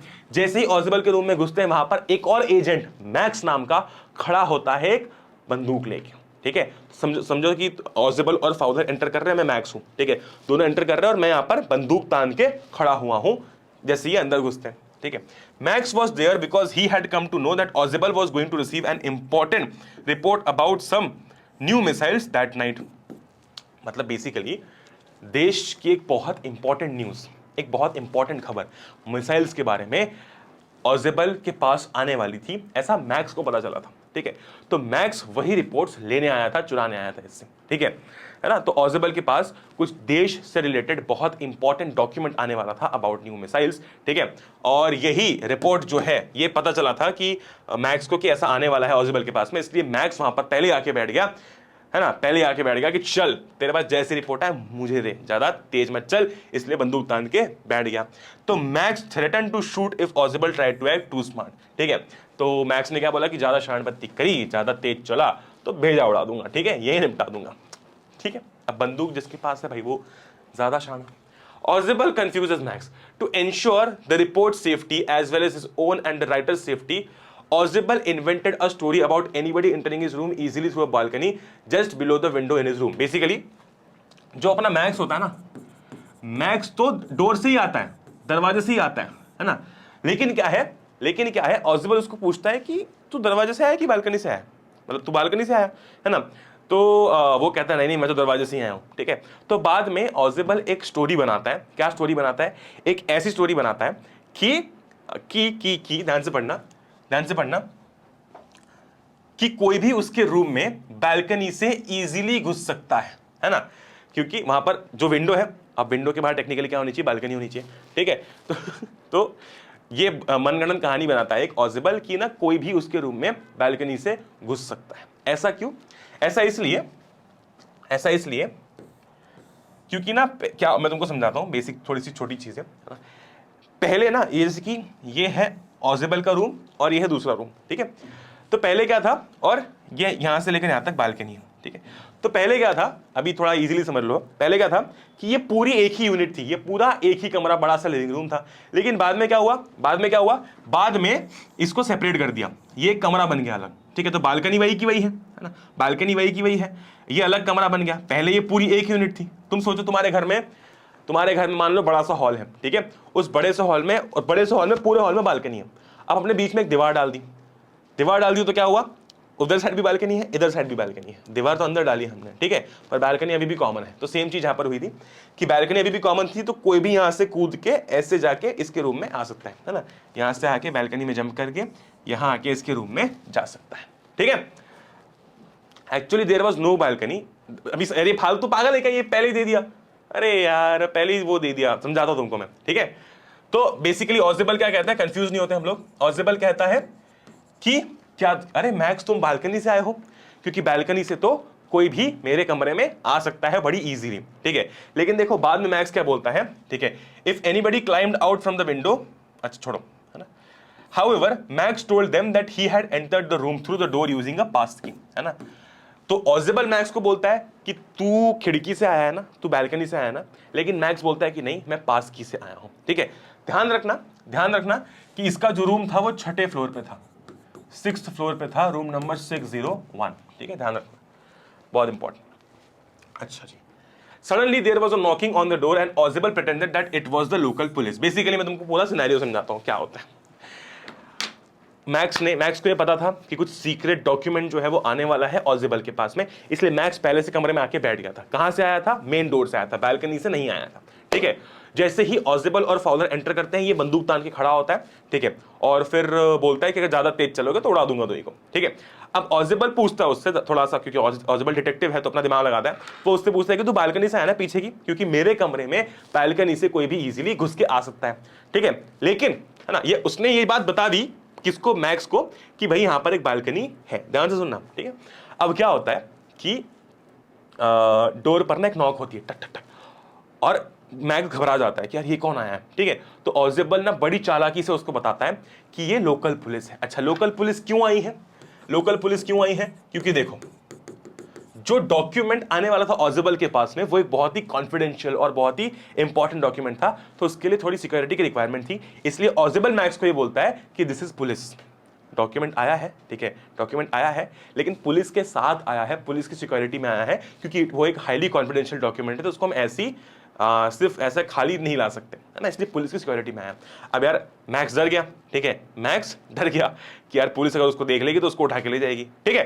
तो मैक्स ऑजिबल से क्या कहता है? मैक्स ऑजिबल से कहता है कि सुन, पुलिस आएगी अंदर, तुझे वो जो डॉक्यूमेंट है वो तुम्हें हैंड ओवर करेगी, ठीक है, उसकी मैं तब तक बैल्कनी में वेट करता हूं, ठीक है। तो वो क्या करता है, वो पीछे जाता है और विंडो से बैल्कनी में जाने की कोशिश करता है, ठीक है, क्योंकि ऑफ कोर्स पुलिस आ रही है तो वो खड़ा तो वहां पर रह नहीं सकता, ठीक है। तो वो क्या करता है, विंडो खोल के बैल्कनी में जाता है। अब जैसे ही वो बैल्कनी में जा रहा होता है, वो नीचे गिर जाता है, क्योंकि वहां पर कोई बैल्कनी थी ही नहीं। ऑजिबल ने उससे वहां से हटाने के लिए, भगाने के लिए, या फिर उसका काम तमाम करने के लिए ये झूठी कहानी बनाई कि वहां पर एक बैल्कनी है, ठीक है। तो फिर भैया डोर पर कौन था? डोर पर एक वेटर था, ठीक है। ऑजिबल ने ड्रिंक्स ऑर्डर की थी, डोर पर एक वेटर खड़ा था, तो वो जो वेटर है वो ड्रिंक्स लेके आया था, इसलिए वो नॉक नॉक कर रहा था, ठीक है। आई बात समझ में? देखो यहीं पे लिखा हुआ है, who had been asked to provide him extra security for the important document he was about to receive. When the knocking was repeated, Max became angry at Ozybal and decided to wait in the balcony, which he thought existed until the police went away. कि जब तक police जाती मैं balcony में wait करता हूँ। He stepped out of the window and fell to his death. तो वो क्या करता है, विंडो से बाहर निकलता तो है, लेकिन बालकनी वहां पर थी नहीं, उसको मिलती नहीं, वो गिर जाता है नीचे और खलास, ठीक है। When the door opened, a waiter came in with drinks which Ozybal had ordered to be delivered to his room when he had returned to the hotel. तो Ozybal ने पहले उसको बोल रखा था कि भाई जब मैं रूम में जाऊं, है ना, मुझे क्या करना, मुझे भेज देना, क्या क्या क्या क्या, मुझे ड्रिंक्स भेज देना, ठीक है। तो यहाँ पर क्या होता है कि बहुत ही चालाक तरीके से ऑजिबल, आप ऐसे लिख सकते हो, ऑजिबल आउटप्लेड या फिर आउटस्मार्टेड, है ना, ऑजिबल आउटप्लेड मैक्स, है ना। तो इससे पता चलता है कि ऑजिबल भले ही छोटा और मोटा था, but he was very very very smart. अगर समझ नहीं आया तो एक बार रिमाइंड कर लेना, ठीक है। The midnight visitor illustrates that the fact one should not panic in a critical situation, rather stay focused to take a wise step in averting the problems with good presence of mind. तो इससे ये पता चलता है कि ऑजिबल क्या था, Ausable was a superb detective, दो हिज अपीयरेंस डिडंट, आप ऐसे लिख सकते हो कि ऑजिबल वाज अ सुपर्ब डिटेक्टिव, दो his appearance didn't look as he was very smart and was supposed to be a detective, but Ozybal was very smart, है ना। फिर आप लिख सकते हो किस तरीके से आउटस्मार्ट किया बिल्कुल ऑजिबल ने मैक्स को, जहां पर मैक्स बंदूक तान के बैठा था और मैक्स ने खुद ने ही खुदकुशी कर ली। और आप देखो कि फाउलर जो ऑजिबल से मिलने आया था ताकि वो कुछ लिख पाए, फाउलर को कितनी बढ़िया स्टोरी मिल गई, कितनी शानदार स्टोरी मिल गई, ठीक है। तो ये है आपका पूरा चैप्टर मिडनाइट विजिटर। इसके अंदर ऑजिबल है, मैक्स है और कौन है अपना, फाउलर है, और पूरी स्टोरी मैंने आपको समझा दी। अब बढ़ते हैं अगली कहानी के ऊपर। अगला जो हमारा चैप्टर है वो है अ क्वेश्चन ऑफ ट्रस्ट। बहुत ही मजेदार चैप्टर ये भी। इस बुक के ना चैप्टर मेरे को बढ़िया लगते हैं। थोड़े से क्या है, थोड़े से ट्विस्ट वाले हैं, है ना, बढ़िया चैप्टर्स हैं। वो यार वो फर्स्ट फ्लाइट के अंदर इसको किसने वो बोल दिया, इसको ये बोल दिया, उसको वो बोल दिया, ये सब चैप्टर चलते रहते हैं उसके अंदर, है ना। ये कितने बढ़िया चैप्टर्स है, कुछ सेंसिबल चैप्टर्स है ना, कुछ मतलब ऐसा नहीं कि वो सेंसिबल चैप्टर्स नहीं है, पर इसके अंदर मजा आता है, पढ़ने में मजा आता है, सीखने में मजा आता है, समझने में मजा आता है। चलो जी शुरुआत करते हैं। ये क्या चल रहा है नीचे, अच्छा ये चल रहा है पीछे, ठीक है भाई। शुरुआत करते हैं चैप्टर में क्या है ना। चैप्टर बेसिकली रिवॉल्व करता है अराउंड अ थीफ, थीफ जिसका नाम क्या है, हॉरेस डेनबी। क्या नाम है, हॉरेस डेनबी नाम है, ठीक है। तो हॉरेस डेनबी जो होता है वो एक 50 साल का आदमी होता है, थोड़ा सा बूढ़ा होता है एज में, एक बिजनेसमैन होता है, उसका तालों का बिजनेस होता है, लॉक का बिजनेस होता है, ठीक है। So Horace Danby had a good reputation in society, अच्छा आदमी था, he was a good man, but he was not honest, ध्यान से समझना, है ना। He had a good reputation in society. He was about 50 years old and unmarried. He ran a business of making logs and had 2 helpers. उसके helper भी रहते थे साथ में, तो बेसिकली वो अपने हेल्पर्स के साथ रहता था, वो अनमैरिड था। But Horace was not totally honest, ठीक है। He loved rare and expensive books. Horace robbed a safe every year to finance his expensive hobby. Basically उसको देखो, उसको रेयर और एक्सपेंसिव किताबें कलेक्ट करने का शौक था। अब वो कोई ऐसा बहुत अमीर तो था नहीं, बहुत पैसे वाला तो था नहीं, ठीक है। तो rare and expensive books collect करने के लिए उसको पैसे चाहिए, ठीक है, जिसके लिए वो हर साल क्या करता था, एक सेफ में चोरी करता था। हर साल एक तगड़ा बड़ा हाथ मारता था और उसका पूरा साल भर का काम हो जाता था। तो हॉरेस क्या था, ही वॉज अ गुड मैन, ठीक है, अच्छा आदमी था, पर ऑनेस्ट नहीं था, बिकॉज चोर था, मतलब एक नंबर का चोरचक्का था। So he was now going for committing a robbery. तो अब वो अभी भी ये स्टोरी भी उसके अराउंड ही है कि अब वो एक चोरी करने जा रहा था, ठीक है। Horace plans a theft. For 2 weeks, Horace had studied the country house at Shotover Grange, whose owners normally lived in London. ठीक है, तो ये जगह है जहां पर वो चोरी करने जा रहा था, और इसके जो ओनर्स थे वो जनरली लंदन में रहते थे। He wanted to burgle मतलब क्या, वो बर्गलर बोलते नहीं हम, बर्गलर जो होता है, बर्गलर चोरी करने आता है, मतलब he wanted to commit a crime, है ना। He wanted to burgle the jewellery lying in the safe, jewellery, ठीक है, क्या जूलरी, प्रोनाउंसिएशन क्या होता है इसका, जूलरी होता है ना। सो ही वांटेड टू बर्गल, वो क्या चोरी करना चाहता था, जूलरी चोरी करना चाहता था जो उस घर के सेफ में थी, ठीक है। तो शॉर्टओवर ग्रांज जो जगह है जहां पर जिसके ओनर्स जनरली लंदन में रहते हैं, उस घर के अंदर एक सेफ था, उसके अंदर ज्वेलरी थी जो इसको हॉरेस को चोरी करनी थी, ठीक है। Horace entered the house when servants were away, ठीक है। तो सर्वेंट्स वगैरह भी जब अवे थे, बाहर थे, ठीक है, तो ये घर में घुसता है। He had an allergy to flowers called hay fever, ठीक है। तो उसे एक एलर्जी थी, ठीक है, हे फीवर, इसको फ्लावर से एलर्जी थी, मतलब वो नहीं होता आपको डस्ट से एलर्जी होती तो आप छींकने लगते हो, खांसने लगते हो, वैसे ही था इसको भी, ठीक है। So he started sneezing, then he heard a ladies voice, she told him a cure for the sneeze. Basically अब ये लोग तो लंदन में रहते थे, ठीक है, ये लोग तो लंदन में रहते थे, और जो हेल्पर्स थे वो भी घर से बाहर थे। तब इसने बिल्कुल देख के डाका मारने की सोची। घर के अंदर घुसता है ना, और घर के अंदर यूं जा जाके देखने लगता है। उतने में क्या होता है, वहां पर फ्लावर्स प्रेजेंट होते हैं जिसकी इसको एलर्जी होती है, ठीक है, हे फीवर, है ना। तो वो फ्लावर्स के कारण ये छींक देता है ना, ये क्या करता है, छींक देता है। उसके बाद में ही हर्ड अ लेडीज वॉइस, ठीक है, she told him a cure for the sneeze. तो ये एक एक इसको तो ये तो शॉक हो गया एकदम से लड़की की आवाज सुन के कि ये लड़की कहां से आ गई घर में, मुझे तो पता था कि घर में कोई नहीं है, ठीक है। तो वो लड़की वहां से चिल्लाती है, तुम्हारी छींक का इलाज मुझे पता है, ठीक है। अब ये घबरा जाता है, ठीक है। Then a young and pretty lady appeared in the doorway, she was young and pretty, वाह वाह वाह। His first thought was to run as the lady told him that she would telephone the police. Basically वो एक लाल dress में, बढ़िया से सुंदर से रेड कलर के ड्रेस में, एक बहुत ही सुंदर प्रिटी लेडी, है ना, बहुत ही प्रिटी लेडी जो है वो आती है सामने, है ना। और उसका पहला प्लान क्या था कि वो भाग जाए, क्योंकि वो कहती है कि यार मैं तुझे पुलिस को क्यों ना दूं, है ना, तुझे पुलिस को मैं दे देती हूं, है ना, ठीक है। तो वो भागने की सोचता है ना। Horace told her to let him go and forget she never saw him. तो हॉरेस बोलता है कि मुझे जाने दो प्लीज, प्लीज जाने दो, प्लीज आपने मुझे नहीं देखा, प्लीज प्लीज प्लीज, ठीक है। अच्छा, तो लेडी की कंडीशन थी, है ना, अब जो लेडी थी उसकी कंडीशन थी क्या, the lady put one condition for letting Horace go, कि ठीक है तुझे पुलिस को क्यों ना दूं मैं। वो बोलता प्लीज जाने दो जाने दो जाने दो जाने दो। तो लेडी कहती है चल ठीक है, एक कंडीशन है बेसिकली, और इसने इसको ये बताया था, देखना ध्यान से। She told them that she had promised her husband to take her jewels to the bank. She had however left the jewels in the safe as she wanted to wear the jewels in a party that night. बात ये थी कि ये जो lady थी, है ना, ये हॉरेस से कहती है कि तुझे मैं पुलिस में क्यों ना दूं, ठीक है। हॉरेस कहता है प्लीज जाने दो। ये उसको एक कंडीशन रखती है, क्या कंडीशन रखती है, ये कंडीशन रखती है कि उस घर में जो उसका सेफ है, इस जो लेडी बोल रही है, the lady claims to be owner's wife, है ना, claims to be owner's wife, ठीक है। तो ये जो लेडी है वो कहती है हॉरेस को, एक काम कर, बात ये है कि मेरे सेफ में ज्वेलरी रखी हुई है, ठीक है, जो ज्वेलरी, ठीक है, जो ज्वेलरी मुझे बेसिकली जमा करानी थी बैंक में, ठीक है, क्या करानी थी, her husband, she promised her husband to take her jewels to the bank. She had however left the jewels in the safe as she wanted to wear the jewels in a party that night. तो बात ये थी कि उसने अपने husband को promise किया था कि वो बैंक में जाके वो ज्वेलरी जमा करके आ जाएगी, लेकिन उसे आज रात एक पार्टी में वो ज्वेलरी पहननी थी, इसलिए वो वहीं पर थी, ठीक है। She had however left the jewels in the safe as she wanted to wear the jewels in a party that night. बात समझ आ गई, उसको बैंक में जमा करने थे पर वो सेफ में रखे हुए थे क्योंकि उसको पार्टी में पहनना था। She came down to get them but had forgotten the number combination to open the safe. ठीक है, तो वो उसको ही लेने के लिए आई थी, है ना, जाना उसको पार्टी में था पर वो उसको ही लेने के लिए आई थी। So she came down to get them but had forgotten the number combination to open the safe.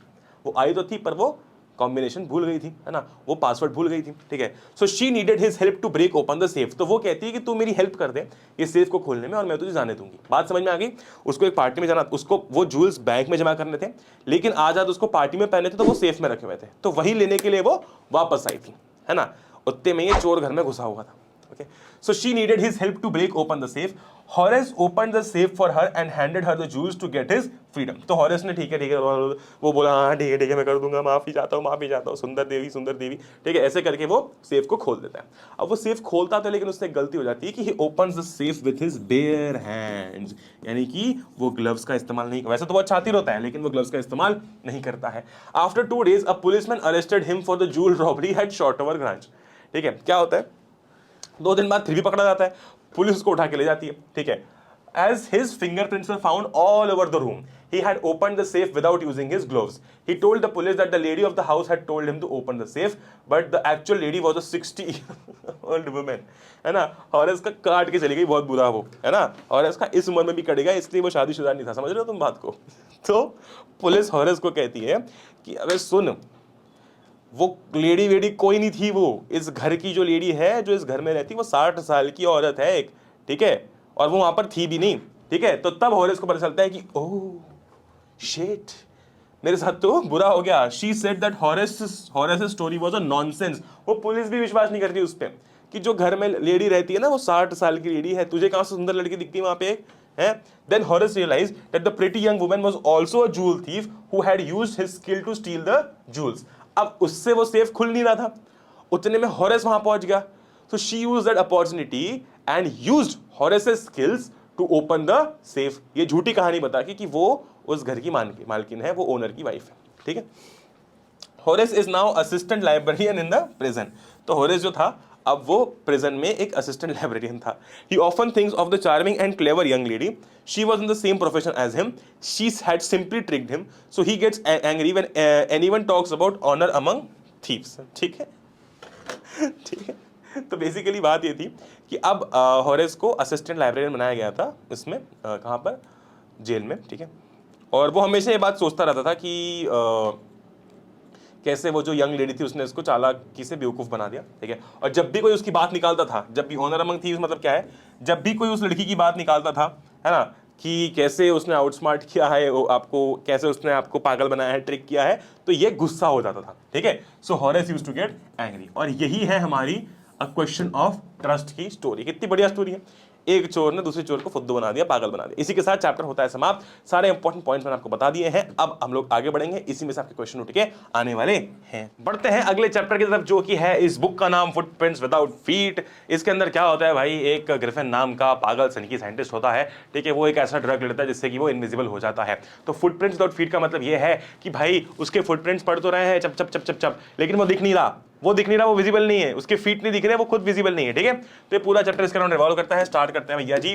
सबसे पहले बात करते हैं क्या होता है। 2 boys on a street in London were surprised to see fresh muddy footprints of bare feet on the steps of a house without finding who was making them। मतलब उनके सामने क्या हो रहा है, इनके फट गए बहुत बुरी तरीके से, इनके सामने क्या हो रहा है कि फुटप्रिंट्स बनते जा रहे हैं, ये उन्हीं के पैर से बने हुए हैं, बनते जा रहे हैं, लेकिन इंसान नहीं दिख रहा, ठीक है। Further on the footprints disappeared, उसके बाद फुटप्रिंट्स गायब हो गए। These footprints were made by Griffin, जो कि इस स्टोरी का मेन कैरेक्टर है। जैसे अपने स्टोरीज के जीवन के तो मेन कैरेक्टर्स हो ना, वैसे ग्रिफिन इसका मेन कैरेक्टर है। एंड एसेंट्रिक, एसेंट्रिक का मतलब क्या है, पागल, सनकी, क्रैंकी, है ना, बहुत ज्यादा शॉर्ट टेम्पर्ड, ठीक है। कैसा था, शॉर्ट टेम्पर्ड था। लिखते जाओ, ये बहुत इंपॉर्टेंट चीजें मैं तुमको बता दे जाता हूँ, ठीक है। कैसा था, एसेंट्रिक था, है ना, क्रैंकी था, सनकी था, बहुत है, इतना एग्जामिनर खुश हो जाएगा, ठीक है। ही who had discovered how to make his body transparent, basically truck लेके उसने चीज कर ली थी। he could only be seen with the clothes he was wearing, basically वो खुद इनविजिबल था, ठीक है, इसलिए वो जनरली नंगा घूमता था जब भी उसको बिना कपड़ों के घूमता था, जब भी उसको इनविजिबल होना होता था। क्योंकि मान लो अगर वो कोट पहन ले या शर्ट पहन ले तो वो तो नहीं, उसकी मुंडी वुंडी कुछ नहीं दिखेगी, ठीक है, लेकिन वो शर्ट चलते हुए दिखेगा ना। इमेजिन करो, मान लो मैं इनविजिबल हूं, ठीक है, लेकिन मान लो मैंने जैकेट और टी शर्ट पहन रखा है, तो क्या होगा, सिर्फ जैकेट और टी शर्ट चलता हुआ दिखेगा, बाकी कुछ नहीं दिखेगा, है ना। तो यही बात थी। सो वो सिर्फ तभी देखा जा सकता था जब वो कपड़े पहनता था, ठीक है। ग्रिफिन एक लॉलेस आदमी था, बहुत खतरनाक आदमी था, बहुत सनकी आदमी था, ठीक है। Griffin was having a criminal bent of mind and was a lawless person. Basically इसकी जो पावर थी, साइंटिस्ट बहुत एक्सीलेंट था, है ना, पर इसने अपनी सारी ताकत का इस्तेमाल गलत कामों में किया था, तो ये क्रिमिनल किस्म का आदमी था। He set fire to his landlord's house to take revenge against him for trying to evict him. Basically क्या हुआ था, एविक्ट मतलब थ्रो आउट। क्या होता है कि लैंडलॉर्ड जो होता है ना, वो इसको घर खाली करने के लिए बोलता है, एविक्ट करने के लिए बोलता है, घर से निकालने के लिए बोलता है, तो ये सन की पागल आदमी उसका घर जला देता है। बहुत खतरनाक है ये। To get away he had to remove his clothes so he became invisible. तो ये क्या करता था, इसने क्या किया, घर जला दिया, है ना, और अब भागने के लिए इसके पास बहुत आसान तरीका है, ये सारे कपड़े उतार देता था। जैसे सारे कपड़े उतार देगा, इनविजिबल, दिख ही नहीं रहा, ठीक है।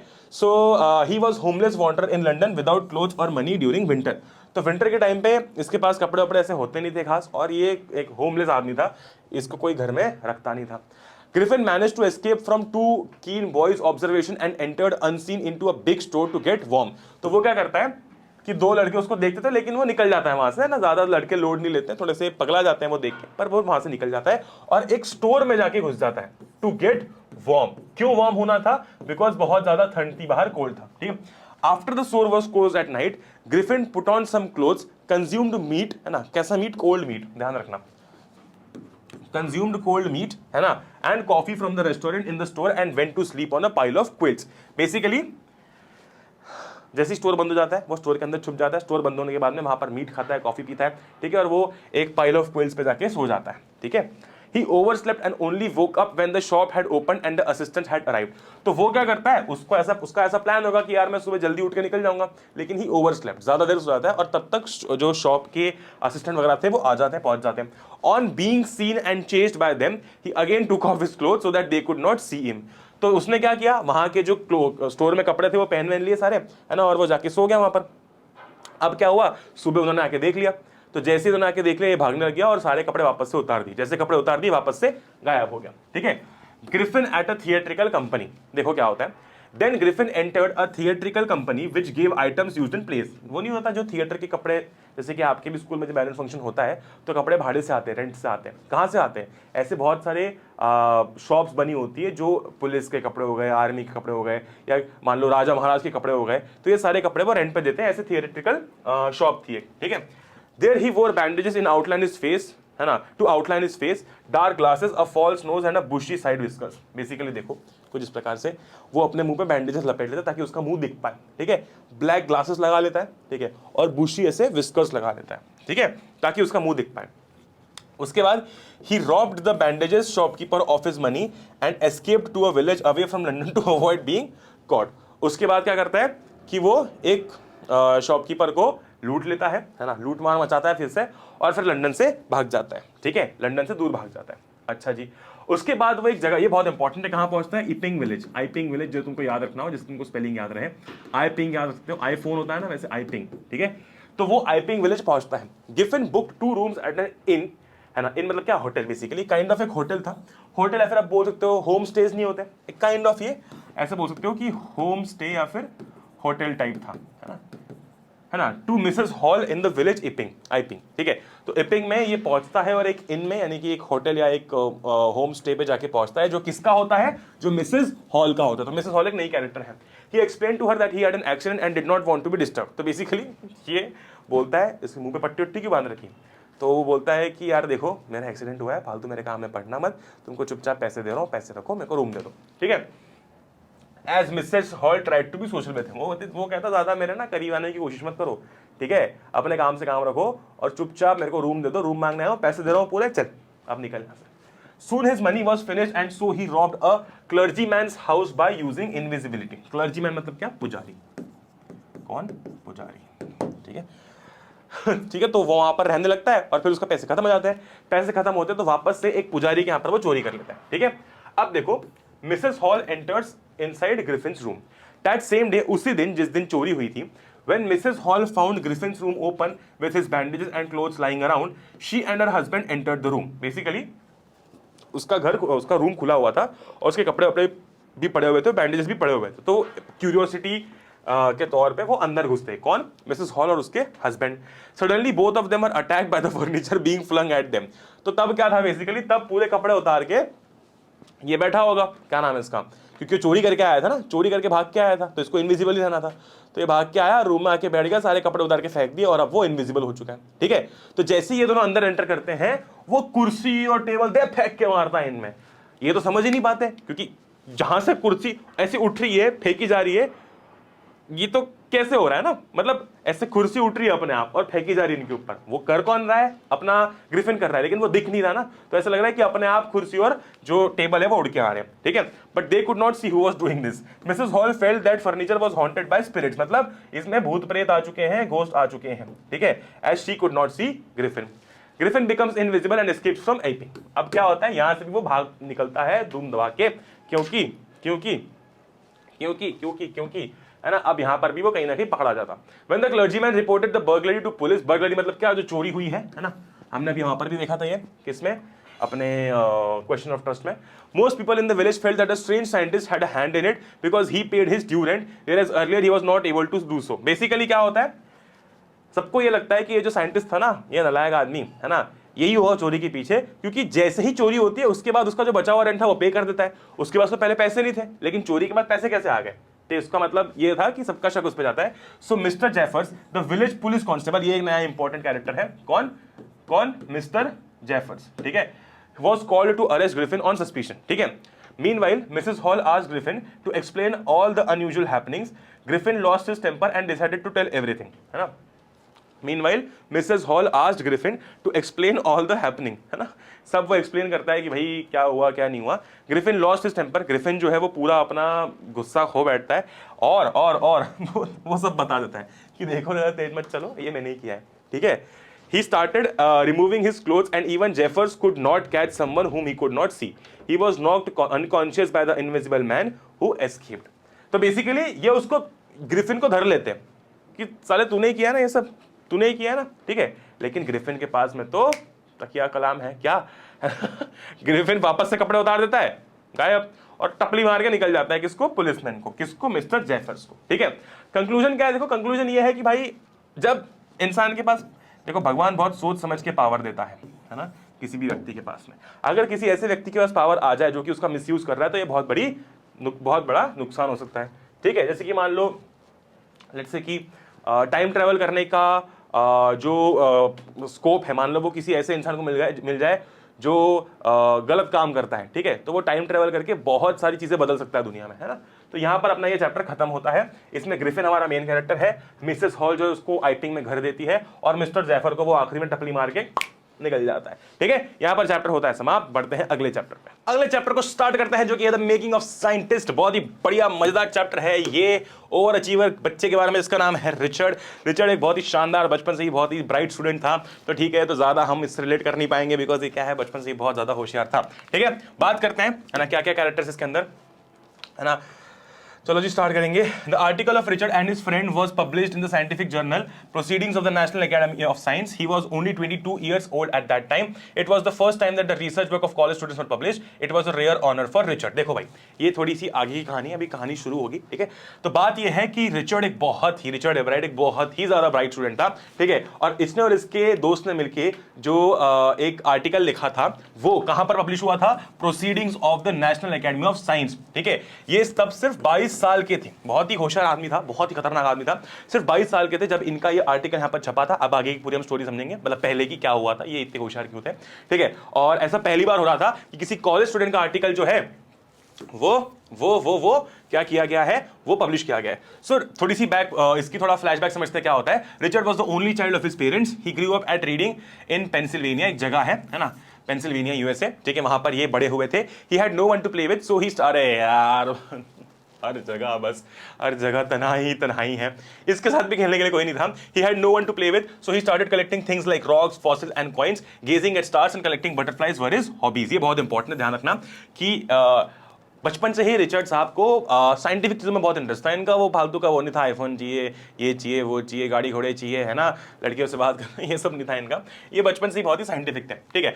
अब ध्यान रखना, रिचर्ड की जो मम्मी थी ना, वो बहुत ज़्यादा सपोर्टिव थी। रिचर्ड को बहुत ज़्यादा उनकी मम्मी ने प्रोत्साहित किया है, ठीक है। Richards mother was constantly with him. She encouraged him by taking him on trips and bought him telescopes and other equipment. ध्यान रखना, टेलीस्कोप्स हो गया, है ना, माउंट्स हो गए, है ना, जो टेलीस्कोप वगैरह के लिए इस्तेमाल होते हैं, है ना, और ऐसे बहुत सारी चीजें उन्होंने लेके दी, साइंटिफिक चीजें जो रिचर्ड के लिए काम आएंगी, रिचर्ड की क्यूरियोसिटी को सॉल्व करने के लिए काम आएंगी। She found work to challenge him and helped him to learn a lot. मतलब एक तरीके से रिचर्ड की मम्मी भी रिचर्ड की इस क्यूरियोसिटी में उसकी बहुत हेल्प करती थी। टाइम टू टाइम उसके लिए वो चीजें लेके आती थी जो उसकी क्यूरियोसिटी को और ज्यादा बूस्ट करे, ठीक है। Richard reads the travels of monarch 10। ये बहुत इंपॉर्टेंट है, ठीक है। मोनार्क एक्स, मोनार्क 10, जो भी तुमको याद रखना है, जैसे तुमको याद रहे, ध्यान रखना, ये एक ऐसी किताब थी जो रिचर्ड की मम्मी ने रिचर्ड को दी थी, ठीक है, ध्यान रखना। और यहीं से सारी कायापलट होती है। The reading of a children's book titled the travels of monarch 10 inspired him. He became interested in the world of science. इसी किताब से वो साइंस की इस दुनिया में बहुत ज्यादा इंटरेस्ट लेने लगे। The book asked the readers to study butterfly migrations. मतलब देखो, पूरी कहानी ना बटरफ्लाई के अराउंड रिवॉल्व करती है। तो बटरफ्लाई की माइग्रेशन, मतलब बटरफ्लाई कैसे माइग्रेट करती है, इधर से उधर कैसे जाती है, इसके ऊपर ये पूरी किताब थी। Richard came in contact with scientist doctor Urquhart. देखो, अब तुमको इसका प्रोनाउंसिएशन कुछ भी हो सकता है, तुमको कैसे याद रखना है, उर्कूहार्ट। कैसे? उर्क्यूहार्ट, है ना। स्पेलिंग हमेशा वैसे याद करो, प्रोनाउंसिएशन हमेशा वैसे याद करो, सही आपको पता होना चाहिए, लेकिन याद ऐसे करो कि आप उसको लिख पाओ। उर्क्यू हार्ट, तो OURQU, उर्क्यू, HART, हार्ट, उर्क्यू हार्ट, ठीक है। सही स्पेलिंग लिख के आओगे तो नंबर नहीं करेंगे, ठीक है। Richard came in contact with doctor Urquhart through his book who influenced him greatly. तो इसी किताब को पढ़ के जो रिचर्ड की मम्मी ने दी थी, रिचर्ड का बटरफ्लाइज के अंदर बहुत ज्यादा इंटरेस्ट बढ़ने लगा, ठीक है। Richard raises monarch butterflies. Richard decided, जब वो छोटे थे, decided to raise butterflies at home to study their migration pattern, ठीक है। He would catch a female monarch and take her eggs. He would watch all the stages of development of the butterfly, ठीक है। अब जैसे कि butterfly कैसे बनती है, पहले एग होता है, फिर लार्वा बनता है, फिर उसमें से धीरे धीरे बटरफ्लाई, सुंदर सी बटरफ्लाई बाहर निकलती है। तो सारी स्टेजेस रिचर्ड ने धीरे धीरे स्टडी करना चालू की, ठीक है। He would watch all the stages of development of the butterfly, then he would take their wings and free them, ठीक है। उसके बाद वो उनके विंग्स को टैग करते थे, है ना, और उसके बाद उनको फ्री कर देते थे, ठीक है। तो ऐसे करते करते रिचर्ड ने काफी सारा कलेक्शन कर रखा था, काफी सारा स्टडी कर रखी थी, ठीक है। इंस्पायर कहां से है, ध्यान रखना, the monarch travels of monarch x या फिर मोनार्क 10, ठीक है। तुमको जैसे भी याद रखना हो। ये हो गया। Then he would tag their wings and free them. He did it for many years and raised thousands of butterflies in the basement of his home. ये सब कार्यक्रम वो कहाँ करते थे, अपने घर के बेसमेंट में करते थे। सालों तक उन्होंने काफी सारे बटरफ्लाइज पकड़ी थी, उन पर स्टडी किया था, ठीक है, और काफी ज्यादा उन्होंने नॉलेज गेन कर लिया था, ठीक है जी, बहुत बढ़िया। Richard enters county science fair. देखो क्या होता है, अब ना इनका साइंस में इंटरेस्ट तो था, ठीक है, तो ये एक साइंस फेयर में पार्टिसिपेट करते हैं, जहां पर वो क्या करते हैं, Richard displayed his slides of frogs eight the county science fair but did not win any award. क्यों? क्योंकि यार उन्होंने क्या किया था, ध्यान से देखना, he realized that he needed to carry out real experiments to win an award. वो क्या करते हैं, फ्रॉग के एक टिश्यू को वहां पर प्रेजेंट करते हैं, फ्रॉग के एक टिश्यू के बारे में वहां पर कुछ बताते हैं, है ना। वो बेसिकली वहां पर slides of the frog eight the county science fair, मतलब फ्रॉग का टिश्यू, उसके बारे में थोड़ी बहुत जानकारी वहां पर प्रेजेंट करते हैं, लेकिन इतना कोई खास एक्सपेरिमेंट था नहीं, मतलब इतना कुछ खास वो था नहीं, इसलिए वो कोई भी प्राइज नहीं जीतते। तो उन्हें बाद में पता चलता है कि यार उन्हें रियल लाइफ एक्सपेरिमेंट करना बहुत जरूरी है। He took suggestions from Doctor Urquhart, ठीक है। As a result of his many experiments he won many prizes at the county and international science fairs in the following years. उसके बाद वो काफी सारे वो जीतने लगे, क्या जीतने लगे, प्राइजेस जीतने लगे। अच्छा, रिचर्ड्स 8 ग्रेट प्रोजेक्ट। देखो, जब वो 8th क्लास में थे, Richard tried to find the causes of viral fever that kills thousands of monarch butterflies. कि मोनार्क बटर, ये देखो ऐसी दिखती है मोनार्क बटरफ्लाइज, है ना। तो जब वो 8th क्लास में थे, तब वो स्टडी कर रहे थे कि क्या, कौन सा वो वायरल फीवर है, ठीक है, जिसके कारण जो बटरफ्लाइज होती हैं वो मर जाती हैं, ठीक है। Although this was not the case, he still won a prize for his project, ठीक है। वो case that was not the case, but फिर भी उनको प्राइज मिलता है, ठीक है। Richard's win at the county science fair, ठीक है।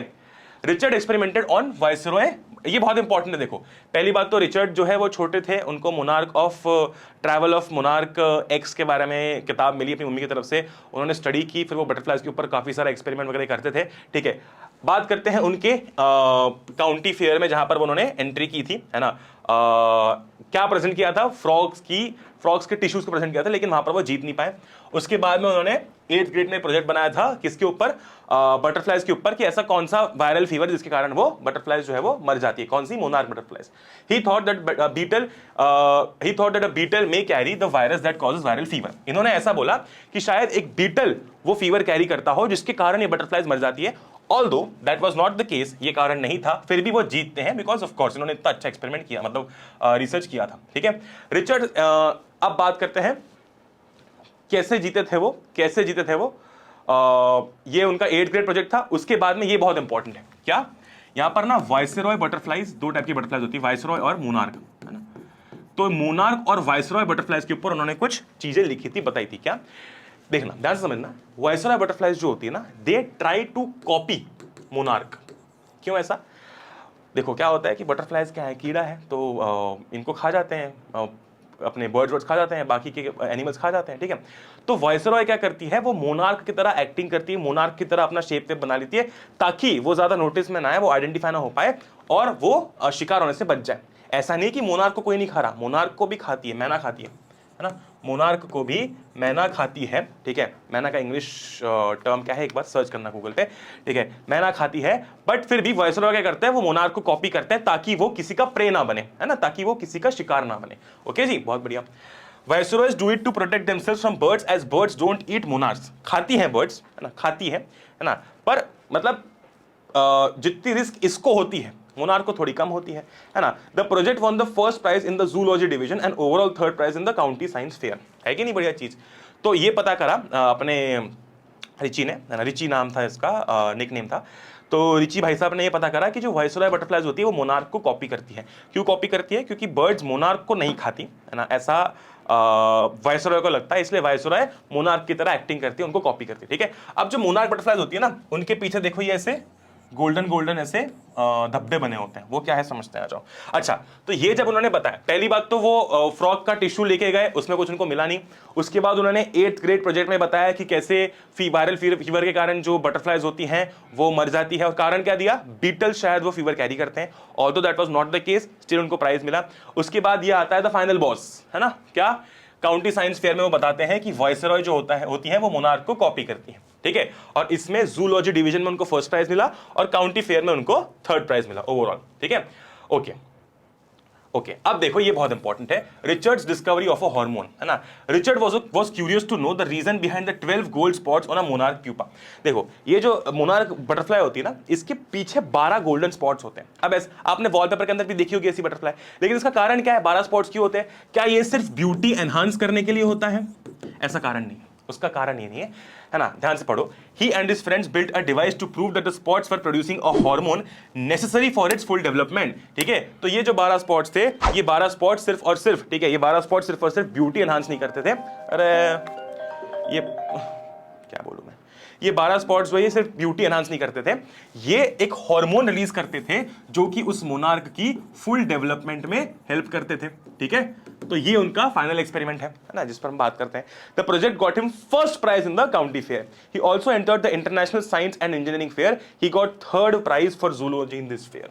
ठीक है, तो पहला उनका क्या कहते हैं, पहला जो उनका वो है, क्या कहते हैं, एक्सपेरिमेंट, वो फ्रॉग वाला है, वो फेल होता है। फिर वो वायरल, मतलब उनको उसको कुछ मिलता नहीं प्राइज वाइज। फिर वो वायरल फीवर वाला है। उसके बाद में वायसरॉय कॉपी करती है मोनार्क को। ठीक है, और उसके बाद में आखिरी वाला है कि जो मोनार्क के ऊपर 12 गोल्डन स्पॉट्स होते हैं वो सिर्फ ब्यूटी के लिए नहीं होते, वो हार्मोन रिलीज करते हैं जो कि मोनार्क की ब्यूटी को, मतलब मोनार्क को डेवलपमेंट में हेल्प करते हैं। अच्छा, Richard continues his research on monarch pupa. तो मोनार्क के ऊपर और रिसर्च कंटिन्यू रखते हैं। Richard grew cells from the wings of a monarch butterfly. He further proved that cells grow into scales of wings only when they are injected with good hormone from the gold spots. इतना कुछ important नहीं है, ठीक है, इस पर तो ध्यान मत देना। ओके, आफ्टर उसके बाद में ही carried out his work at the army laboratory and the laboratory of the US department of agriculture. इतना कुछ खास नहीं, इसके अंदर कुछ नहीं आएगा इसमें से। ठीक है, ओके, उसके बाद में फाइनल, हाँ ये बहुत इंपॉर्टेंट है। Richard's research on the hormone gave him an idea. He believed that his study could tell how cells read their DNA. He, along with this college roommate James R. Wrong, worked on the idea. Then they wrote a paper explaining the theory. ठीक है, बहुत बढ़िया है ना। और क्या है यहाँ पर, और क्या है, और क्या है, और क्या है, हाँ मतलब हमने वो पढ़ा है ना अभी, अपने साइंस भी पढ़ाते हैं अपन, तो अपने को पता है ये चीजें। अपने को पता है कि डीएनए क्या है।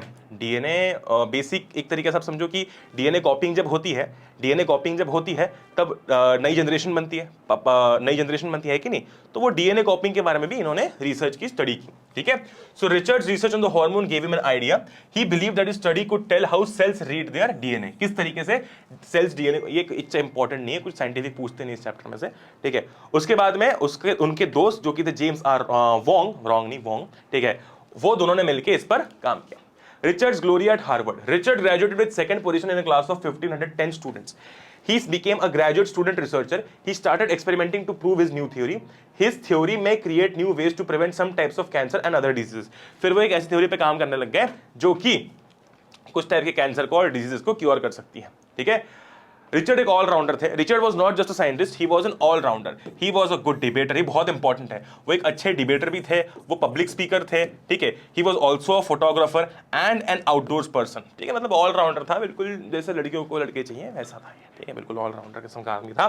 His social studies teacher praised him for his will to work hard, do his best and win. ठीक है, देखो सिंपल सी बात ये है कि आपको वो चार चीजें याद रखनी जो मैंने स्टार्टिंग से आपको बताई है ना। और ये याद रखना है कि रिचर्ड कैसा आदमी था। रिचर्ड भाई ऑलराउंडर था, अच्छा डिबेटर था, अच्छा पब्लिक स्पीकर था, है ना, फोटोग्राफर अच्छा था और आउटडोर्स पर्सन था, और साइंटिस्ट तो बहुत ही ब्रिलियंट था। रिचर्ड को हेल्प किसने की बचपन से? उसकी मां ने। ठीक है, Richard had all the qualities that made him a true scientist. He had curiosity and a first-rate mind. He wanted to win for right reasons. Conclusion क्या निकलता है? Conclusion ये निकलता है कि अगर आप बहुत ज़्यादा अपने काम को लेकर डेडिकेटेड रहते हो, हार्डवर्क करते हो, क्यूरियस रहते हो, तो आपको सक्सेस मिलती है, जीत मिलती है। ठीक है, मैंने जो पॉइंट्स आपको बताए हैं इंपॉर्टेंट, वही एक लॉन्ग आंसर के फॉर्म में, इसके बाहर कुछ नहीं आता है। और ये थोड़ा सा एक्स्ट्रा इन्फॉर्मेशन है ना, इसको अगर आप नहीं भी पढ़ते हो, कहा ये इतना कुछ खास नहीं, इतना कुछ इसमें से आता नहीं। ठीक है, तो ओवरऑल चैप्टर का अपने को आइडिया लग चुका है, जो पूछा जाता है ना, इसके बाहर अब आपको कुछ नहीं मिलेगा, और हमारा मेकिंग ऑफ साइंटिस्ट भी समाप्त होता है। इजी चैप्टर है, आसान चैप्टर है। ध्यान रखना कि आपको ना सबसे पहले वो जो फ्रॉग टिश्यू वाला केस था जहां पर वो प्राइज नहीं जीत पाए थे, वो है। उसके बाद फिर उन्होंने पता करा था कि जो मोनार्क बटरफ्लाइज होती हैं वो एक वायरल फीवर के कारण कैसे मरती है। उन्होंने थ्योरी ये दी थी कि शायद बीटल्स वो फीवर कैरी करते हैं, लेकिन ये केस नहीं था, फिर भी उनको प्राइज मिला था। ठीक है, कहां पर? काउंटी फेयर में। उसके बाद में फिर उन्होंने बताया कैसे वॉइसरॉय जो है वो मोनार्क को कॉपी करती ताकि वो भी बर्ड्स के शिकार से बच पाए। ठीक है, यहां पर उनको फर्स्ट प्राइज मिला था। और उसके बाद में फिर उन्होंने वो गोल्डन स्पॉट्स के बारे में स्टडी की कि जो मोनार्क के पीछे 12 गोल्डन स्पॉट्स होते हैं वो सिर्फ ब्यूटी के लिए नहीं होते, वो एक हार्मोन रिलीज करते हैं जो कि मोनार्क को डेवलपमेंट में हेल्प करता है। ठीक है, इसके साथ चैप्टर होता है समाप्त। हम लोग बढ़ते हैं अगले चैप्टर के ऊपर। अब हम लोग जी शुरू करने वाले हैं द नेकलेस। अब यार सीधा मैं यहीं पर तुमको पढ़ाने वाला हूं, बिकॉज क्या है कि यही इससे तुम पढ़ रहे हो। जो स्लाइड्स तुमको मैंने दी है वो भी इसी को स्लाइड में कन्वर्ट किया है, पर कोई बात नहीं यार, मतलब अपन ऐसा कोई दिक्कत नहीं है। ठीक है, चलो पढ़ते ही है ना। बहुत ईजी है, बहुत मजेदार चैप्टर है ना, बहुत मतलब हंसी आती है, क्या बोलूं मैं, बिल्कुल ऐसे वो लग गए बहुत बुरी तरीके से। तो मैं तुमको समझा दूं, देखो बेसिकली इस चैप्टर में होता क्या है। ठीक है, इस चैप्टर में होता क्या है, इसके लिए मैं क्या करता हूँ, मैं फटाफट से नोट्स खोल लेता हूँ ताकि हमारे लिए चीज़ें आसान हो जाए। मेरी जान, मैं तुमको सच्ची बता रहा हूँ, मैंने 24-30 घंटे से लगातार मैं आपके इंग्लिश के ये बुक के पीछे लगा हुआ हूँ। ठीक है, मैंने पूरी रिसर्च करके बेस्ट से बेस्ट जो एक्सप्लेनेशन हो सकता है वो आपके लिए निकाला है। ठीक है, तो अगर आपको पसंद आता है वीडियो, प्लीज़ अपने दोस्तों के साथ शेयर करना। एग्जाम के एक दिन पहले टाइम भी आपको दे दिए हैं, बहुत ज़्यादा हेल्प होगी आपकी। ठीक है, तो मतलब मैं अगर यार देखो, मेरा पेपर नहीं है, पेपर तेरा है, फिर भी तेरे लिए पिछले 24-30 घंटों से लगा हुआ हूँ कि यार तेरा काम हो जाए। तो तू तो पढ़ ही सकता है कि नहीं पढ़ सकता है? अरे खुल जा भाई मेरे, खुल जा, खुल खुल खुल। देखो ये किसके बारे में स्टोरी है, बेसिकली मटिल्डा के बारे में स्टोरी है। ठीक, मटिल्डा जो थी, मैं बताता हूँ, है ना। मटिल्डा मतलब एक ऐसी लेडी थी जो ना, मतलब उसके सपने बहुत बड़े बड़े थे। हालांकि वो बिलोंग करती थी एक लोअर मिडिल क्लास फैमिली से, पर उसके सपने बहुत बड़े थे और वो हमेशा अनहैप्पी रहती थी कि यार वो ज़्यादा पैसे खर्चे नहीं कर पाती, ज़्यादा पैसे उसके पास नहीं है, ये वो अनहैप्पी रहती थी। स्टोरी स्टार्ट करते हैं। ठीक है, मटिल्डा लोइजल, है ना, आपको मटिल्डा याद रखना है ना। Matilda Loisel, a middle class lady desperately wish she were wealthy, कि वो हमेशा ये सोचती थी कि यार काश उसके पास पैसे होते। She was very pretty and charming but had the bad luck to be born in a family of clerks and married to another clerk M Loisel. Basically बात यह है कि वो थी बहुत प्रिटी, सुंदर दिखती थी, है ना, हमेशा उसका यही सपना था कि वो वेल्दी हो, लेकिन वो अनफॉर्चुनेटली गरीब खानदान में पैदा हुई थी। उसके अकॉर्डिंग क्लर्क्स की फैमिली में पैदा हुई थी और उसकी शादी भी एक क्लर्क से हुई थी, जो कि कौन थे, M Loisel, who was husband of Matilda. Her husband worked as a clerk in the office of Board of Education. Matilda was simple but she was unhappy. हमेशा नाखुश रहती थी। और ये एक बहुत बड़ा लेसन है उन लोगों के लिए भी जो हमेशा अपने जीवन की सच्चाई को कोसते रहते हैं, हमेशा कोसते रहते हैं, ठीक है। She was so convinced that she is meant to be rich that she detested her real life and spent all day dreaming and despairing about the fabulous life that she was not having. Basically अपनी खुद की life जो उसकी चल रही है वो हमेशा छोड़ के यही सोचती थी कि काश वो अमीर होती, काश उसके पास पैसे होते। अपनी करंट लाइफ को वो हमेशा डिटेस्ट करती थी। क्या करती थी? हेट करती थी। डिटेस्ट मतलब क्या? हेट करती थी, ठीक है, बहुत बढ़िया।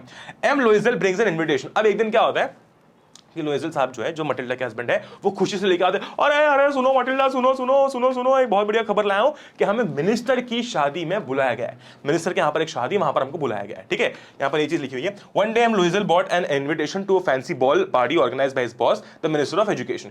M Loisel thought her wife would be delighted to read the invitation but she was not delighted to see the invitation. क्यों? क्योंकि वो बोलती है कि अबे चल, मिनिस्टर के यहाँ शादी में जाना है ना, तो मेरे पास कपड़े हैं ना कुछ है, ठीक है। तो she told her husband that she did not have a good dress to wear to that occasion and asked him to give the invitation to his friend कि भाई ना किसी और को दे दो यार इनविटेशन, अपने बस की बात नहीं है, मेरे पास तो कपड़े नहीं है, कहाँ से जाऊँ मैं।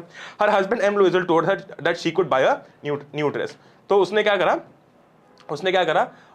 उसके हस्बैंड ने बोला कि उसका हस्बैंड कितना बेचारा है, कितना बेचारा गरीब आदमी, फिर भी उसको बोल रहा है कि काम कर बहन नहीं बोला, मतलब एक काम कर मेरी बीवी, तू नया ड्रेस ले ले, ठीक है। He saved 400 francs to buy a gun to join some hunting parties। Basically उसने 400 फ्रैंक्स जो है, वहां की करेंसी है, 400 फ्रैंक्स बचा रखे थे ताकि वो एक गन खरीद पाए, ताकि वो हंटिंग पार्टीज में जा पाए। लेकिन ये 400 फ्रैंक्स इसने क्या किया, अपनी बीवी की खातिर अपनी बीवी को दे दिए कि जा तू एक ड्रेस ले ले, ठीक है। Matilda gets necklace from Jeanne Forestier. अभी कौन है जीन फोइस्टर? एक बहुत इंपॉर्टेंट कैरेक्टर है ना, ध्यान रखना, ठीक है। जीन फोइस्टर कौन है? जीन फोइस्टर। यहां पर एमएमई फोइस्टर लिखा हुआ है, वो जीन फोइस्टर है, आपकी किताब में नाम दिया हुआ है, ठीक है।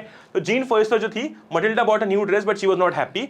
हर husband asked her the reason of sadness. She would not go for the ball as she did not have jewellery to wear with the dress. अब यार ये इतनी नाखुश है, कहती है कि यार मेरे पास ड्रेस तो है पर मेरे पास ज्वेलरी नहीं है।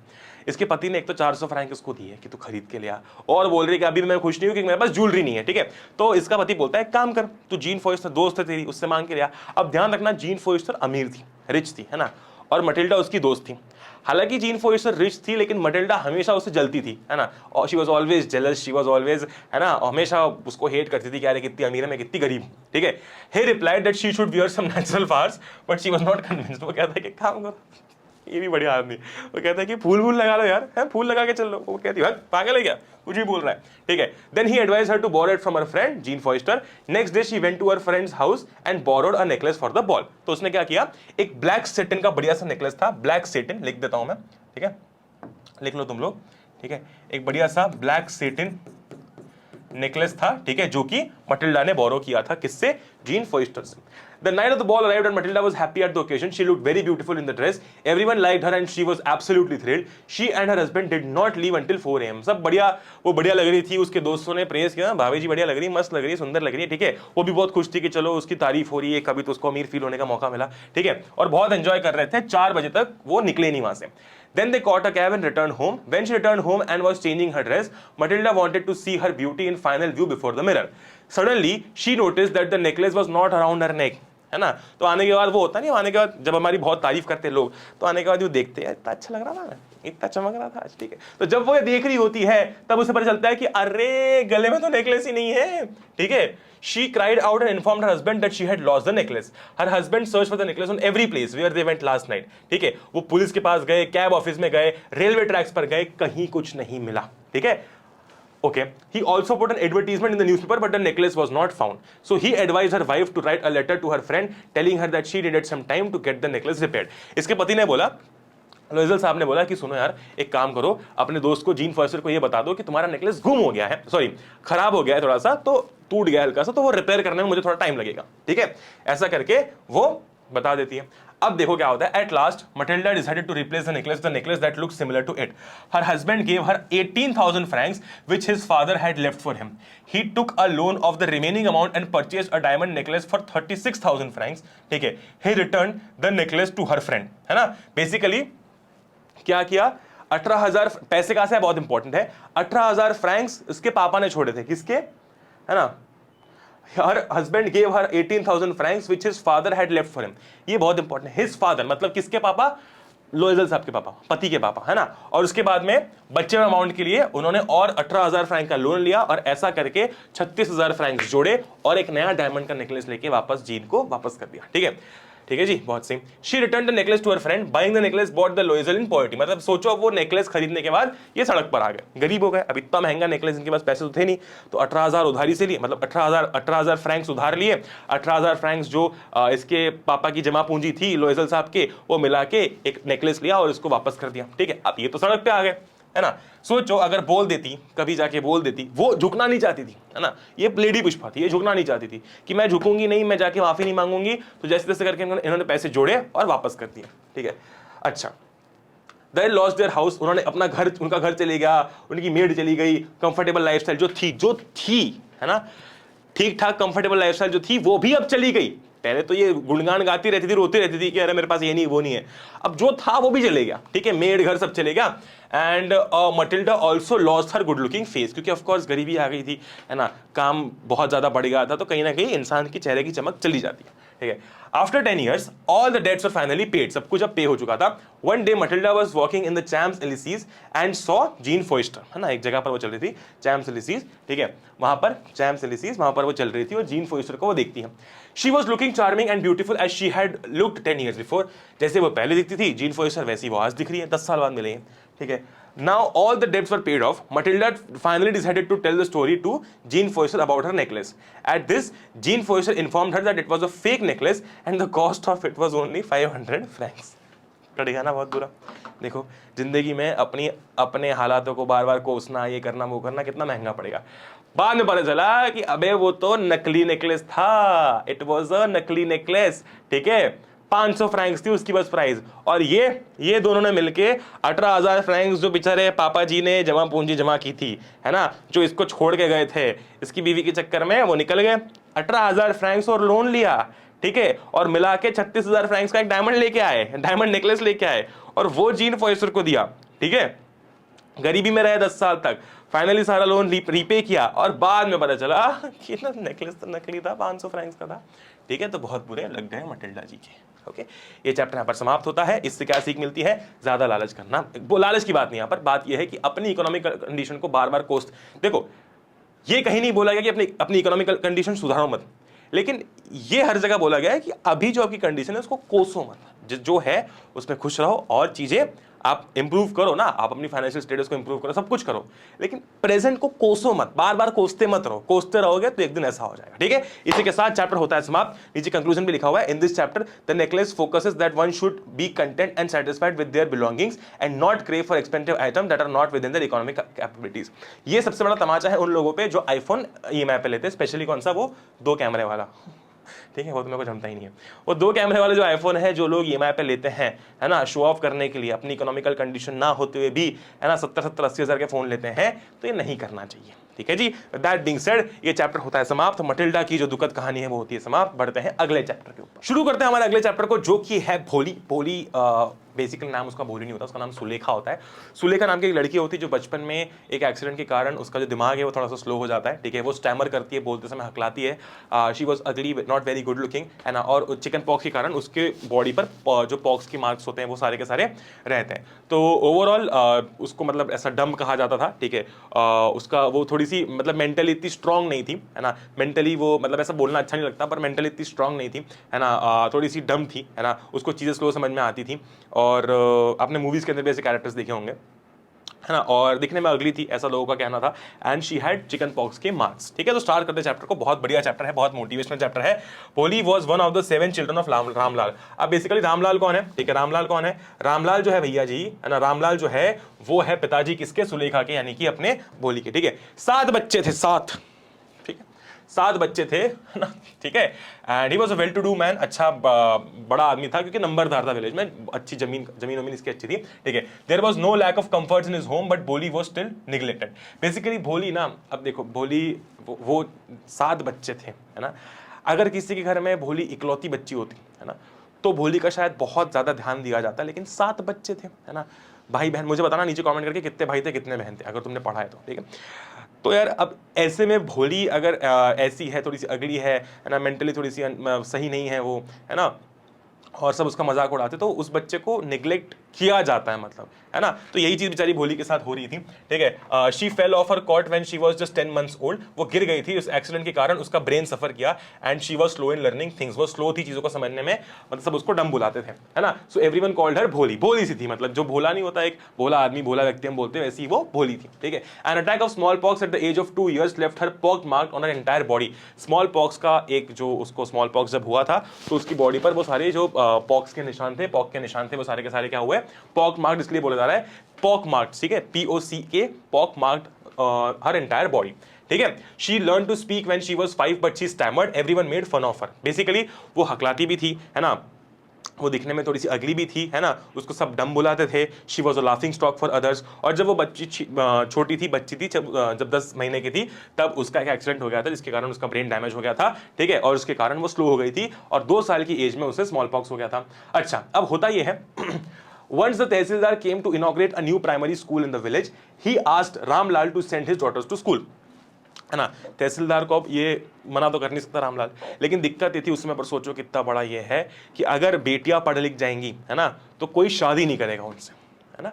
तो इसलिए रामलाल डर रहा था कि यार अगर मैं अपनी बच्चियों को भेज दूंगा स्कूल तो कोई शादी नहीं करेगा। लेकिन फिर वो सोचते हैं कि भोली से तो कोई वैसे भी शादी नहीं करेगा, ठीक है, ऐसा उनका मानना था। तो एक काम करते हैं हम सिर्फ भोली को भेज देते हैं, ताकि तहसीलदार की कही हुई बात निगलेक्ट भी ना हो, क्योंकि वो नहीं कर सकता था, है ना, तहसीलदार था वो विलेज का, और भोली चली जाएगी अपनी साइड से, है ना, और वैसे भी भोली से कोई शादी करेगा नहीं, तो अच्छी चॉइस है, भोली को भेज देते हैं। Ramlal could not say no to him, his wife objected that no one would marry the girls if they went to school. कोई शादी नहीं करेगा अगर वो स्कूल चली जाएंगी तो। But then she felt that Bholi was ugly and it would be difficult to get her married, so they decided to send only Bholi to school. कैसे माँ बाप है यार, कैसा माँ बाप है। भोली अगली है, कोई वैसे भी उससे शादी नहीं करेगा, तो अपना काम भी हो जाएगा, तहसीलदार को मना भी नहीं करना पड़ेगा, और हम भोली को ही भेज देते हैं स्कूल, ठीक है। तो फिर क्या होता है, अगले दिन भोली को प्रिपेयर किया जाता है स्कूल के लिए। Bholi was fearful of going to school at first, क्योंकि यार वो बेचारी बच्ची भोली सी थी, उसको क्या पता क्या है नई दुनिया।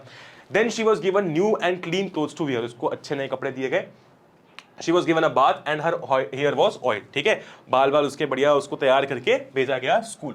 Now she felt better, उसको अच्छा लग रहा था, of course. She thought of school as a nice place. All these years no one had taken so much care of her, ठीक है, इतने सालों में उसकी कभी इतनी देखभाल नहीं की, लेकिन अब स्कूल भेज रहे तो उसको बिल्कुल तैयार व्यार करके भेजा गया है। Bholi found the classroom full of girls like her, ठीक है, ये बहुत बढ़िया चीज है ना, सबको वो एक ही नजरों से देख रही थी, है ना। She was afraid and sat in one corner, she was attracted to the colourful pictures on the wall, she was much impressed by the realistic pictures of birds and animals. मतलब ये सब उसके लिए नया था, तो वो बहुत खुश थी ये सब चीजों को देख के। The teacher asked her name, Bholi stammered and then started crying, ठीक है, भोली हकलाने लगी, स्टैमर करने लगी, और क्या हुआ, then she started crying because of course वो भोली थी, है ना, वो एकदम से रोने लग गई, घबरा गई। After the other children left the teacher came back to her, she called her lovingly, this time Bholi was able to speak her name better. देखो प्यार मोहब्बत से अगर आप किसी से बात करो तो इंसान का बड़े से बड़ा डर भी मिट जाता है, ये चीज वो टीचर ने प्रूव कर दी। The teacher encouraged her, she asked her to be fearless, she told her to come to school every day, ठीक है। यहां पर भोली को रिस्पेक्ट मिल रही थी, इज्जत मिल रही थी, प्यार मिल रहा था, जो उसको घर पर नहीं मिलता था, वो स्कूल में उसकी टीचर दे रही थी, ठीक है। अब क्या हुआ, थोड़े काफी साल बीत गए, है ना, अब क्या हुआ, भोली के लिए रिश्ता आता है ना। रिश्ता ऐसा आया था जिसमें रामलाल खुश नहीं था। क्यों? क्योंकि एक लंगड़े आदमी का, बूढ़े लंगड़े आदमी का एक रिश्ता आया था, और जो इंसान था ना वो कैसा था, विडोवर था, मतलब उसकी बीवी जो है वो गुजर चुकी थी, और उसके बड़े बड़े बच्चे थे, है ना। सोचो, बड़े बड़े बच्चे थे उस आदमी के, बड़े बड़े बच्चे थे उस आदमी के। अरे भाई देख रहे हो तुम कितने कॉल आते रहते दिन भर में, दिमाग पक जाता है इंसान का, है ना। तो बड़े बड़े बच्चे थे, लेम लंगड़ा आदमी था, बूढ़ा सा आदमी था, है ना, विडोवर था, उसकी बीवी नहीं थी, और उसका रिश्ता आया था। अब रामलाल खुश नहीं था, ठीक है, रामलाल खुश नहीं था, लेकिन जो बीवी थी, मतलब कौन, रामलाल की वाइफ, यानी कि भोली की माँ, वो कहती कोई बात नहीं शादी करा दो। सोचो कैसी माँ है भाई, ठीक है। She just felt that as Bholi was so ugly that proposal was good for, मतलब भोली इतनी अगली है कि ये प्रपोजल भी उसके लिए बहुत अच्छा है। Her father wanted to know how Bholi felt about the proposal but her mother refuse to ask Bholi about it. मतलब ऐसा था कि उसके पापा रामलाल पूछ रहे थे कि भोली से कि भाई तुझे ये रिश्ता ठीक लग रहा नहीं लग रहा, लेकिन भोली की मां ने मना कर दिया, मत पूछो, सीधा शादी करा दो इसकी। भोली stands up for her rights. एक बार क्या होता है उसके बाद शादी के दिन, when the wedding was about to take place, Bishambar Nath asked for 5, ये कौन है जिससे शादी हो रही है, बिशंबर नाथ, ध्यान रखना है ना, Bishambar Nath asked for 5000 rupees to marry Bholi as she had pock marks. उसकी बॉडी में जो पॉक मार्क्स थे, भोली अगली थी, उसके ऊपर पॉक मार्क्स थे, ठीक है। तो अब उससे शादी करने के लिए बिशंबर नाथ जो है, ये बूढ़ा आदमी, ये 5000 रुपए मांग रहा था, ठीक है। He also threatened to walk away from the ceremony। अब देखो यार, शादी के मंडप से अगर दूल्हा चले जाए तो लड़की वालों की कितनी बेइज्जती होगी, है ना, किसी की भी बेइज्जती होगी, ये चीज तो होनी है ना। तो उसने क्या धमकी दी कि मैं उठ के चले जाऊंगा ऐसा अगर मुझे 5000 रुपए नहीं मिलेंगे तो। अब रामलाल जो है वो बहुत, देखो, he was afraid of the humiliation, और वो मजबूर हो गया रोने, उसकी आंखें जो भर आई, मजबूर हो गया, है ना, कि क्या करूं अब। और फाइनली ही डिसाइडेड कि वो 5000 रुपए दे देगा बिशंबर को, ठीक है। अब जैसे ही ये बोला रामलाल ने बिशंबर को, बिशंबर ने बोला ठीक है अब मैं शादी करूंगा। तो बिशंबर जैसे ही वो वरमाला डालते हैं ना, जैसे ही बिशंबर वरमाला डाल रहा था भोली के गले में, ठीक है, भोली ने उठाई और फेंक दी, बुढ़ाऊ चल निकल यहां से। वो कहती है अपने पापा को कि take the money back and refuse to marry the greedy coward. अबे चल बूढ़े लंगड़े आदमी, चल निकल यहां से, मैं तेरे से शादी नहीं कर रही, तू एक नंबर का ग्रीडी कावर्ड है ना, एक कावर्ड है और ग्रीडी है, बहुत लालची है तू, चल निकल यहां से, ठीक है। और सब लोग फिर वहां से चले गए, है ना। Ramlal asked her what she would do now. अब देखो इतना बड़ा बखेड़ा, गांव में जब ऐसा कुछ होता है ना तो बखेड़ा बहुत बड़ा खड़ा होता है ना, और अब ये न्यूज हर जगह फैल जाती। तो रामलाल ने पूछा उसको कि तू अब क्या करेगी बेटा, ठीक है। वो कहती है she just told him she would work as a teacher in the same school where she had studied. जिस स्कूल ने उसकी देखभाल करी, जिस टीचर ने उसकी देखभाल करी, अब वो उसी स्कूल में काम करेगी, ठीक है। Her education has changed her outlook. पढ़ लिख के उसका आउटलुक पूरा चेंज हो गया था, ठीक है। तो इस कहानी से हमको क्या सीखने को मिलता है? Bholi illustrates that proper moral and emotional protection should be given to children during their formative years of childhood to help them grow into a responsible citizen। ठीक है। अब भोली पढ़ लिख गई थी तो उसको पता था उसका राइट क्या है ना, वो रिस्पॉन्सिबल सिटीजन बन चुकी थी, वो सीखती थी स्कूल जाके, है ना। बचपन में उसको घर में जो इतना लताड़ा जाता था, इतना वो मतलब उसको इग्नोर किया जाता था, स्कूल में वही उसको प्यार मिला, है ना, उसको लव मिला, वो चीज़ों को सीख पाई, और इसीलिए ऐसी एक शादी में फंसने से वो बच गई, ठीक है। तो इसके साथ भोली चैप्टर होता है समाप्त। बढ़ते हैं आखिरी चैप्टर की, बात करते हैं हमारे अगले चैप्टर की, जो कि है the book that saves the earth. Basically क्या होता है, ये बहुत बढ़िया स्टोरी है ना। क्या होता है, ये this story is set in 25th century, है ना। समझ पढ़ते पढ़ते समझ में आएगा तुमको। It is the 25th century, the scene is set at the museum of an ancient history, the department is that of 20th century, ठीक है। Historian tells the people that 20th century was called the era of the book. ऐसा क्यों? There were books on everything, ठीक है। अभी की बात हो रही है ना, अभी की बात हो रही है ना, 20-21वीं सदी की बात हो रही है। कब? 25वीं सेंचुरी में। तब ये बात हो रही है कि ये वाला जो एरा था, it was an era of books, है ना। हर चीज के ऊपर एक बुक थी, आज है सब हर चीज पर बुक है, ठीक है, बहुत बढ़िया, है ना। They covered all aspects of life. She tells that Martians decided to invade Earth in 2040। अभी 21वीं सदी चल रही है ना, ठीक है। तो 21वीं सदी में, यानी कि 2000, देखो 2000 से लेके 2100 तक 21वीं सदी चल रही है, फिर 22वीं स्टार्ट होगी, फिर 23वीं स्टार्ट होगी, ये 25वीं, मतलब क्या 2404 2405 ये तब की बात हो रही है ना। तो ये जो हमारी हिस्टोरियन है वो बताती है कि 2040 में मार्शियंस मतलब कौन? मार्स के लोग, ठीक है, उन्होंने सोचा कि हम अर्थ को इन्वेड करेंगे, ठीक है, हम क्या करेंगे? अर्थ को इन्वेड करेंगे। Everyone was surprised to know that it was a book that saved the earth, है ना। एक बुक थी, कोई इंसान नहीं, कोई आर्मी नहीं, कोई लोग नहीं, एक बुक ने अर्थ को बचाया। बुक ने मार्शियंस को, जो मार्स के लोग थे, उनको अर्थ को इन्वेड करने से रोका। कैसे समझते हैं आ जाओ, है ना। She turns on the projector and shows it all how happened. Historiscope होता है ना, वो इस्तेमाल करके इन्होंने बताया। देखो, Think tank orders the invasion of Earth. The ruler of Mars, the mighty think tank, is a proud creature whose head is full of himself. ठीक है, बहुत बड़ा सा उसका सर होता है. He calls Earth a ridiculous planet. He commands his trainee Noodle to call the space probe that is invading the Earth. तो basically वो अपने चेले चपाटों को एक आदेश देते हैं, ऑर्डर देते हैं, है ना। कैसा दिखता है? ऐसा गोल सा बड़ा सा मुंह होता है इसका, ठीक है। मैं क्यों बोल रहा हूँ ये तुमको आगे समझ में आएगा, ठीक है। तो ये अपने चेले चपाटों को बोलते हैं, नूडल्स को बोलते हैं कि यार सुनो, अब हम अर्थ को इन्वेड करेंगे, ठीक है ना। Space probe lands in Centerville public library. Basically अब जो इसके चेले चपाटे थे, है ना, वो सब लैंड करते हैं कहां पर? अपने धरती पे। कहां लैंड करते हैं? लाइब्रेरी में लैंड करते हैं, ठीक है। अब वो वहां जाके कंफ्यूज हो जाते हैं, है ना, क्योंकि मार्स के लोगों को क्या पता किताब क्या होती है। तो जैसे ही वो लाइब्रेरी में घुसते हैं, हर जगह किताब किताब किताब, इनको लगता है कि ये सैंडविच है, ठीक है। They do not understand what are those thousands of objects, ये किताब है क्या चीज। तो ये लोग गेस करने लगते हैं, है ना। Sergeant Oop thinks that the books are hats, books क्या है, हैट्स है, ठीक है।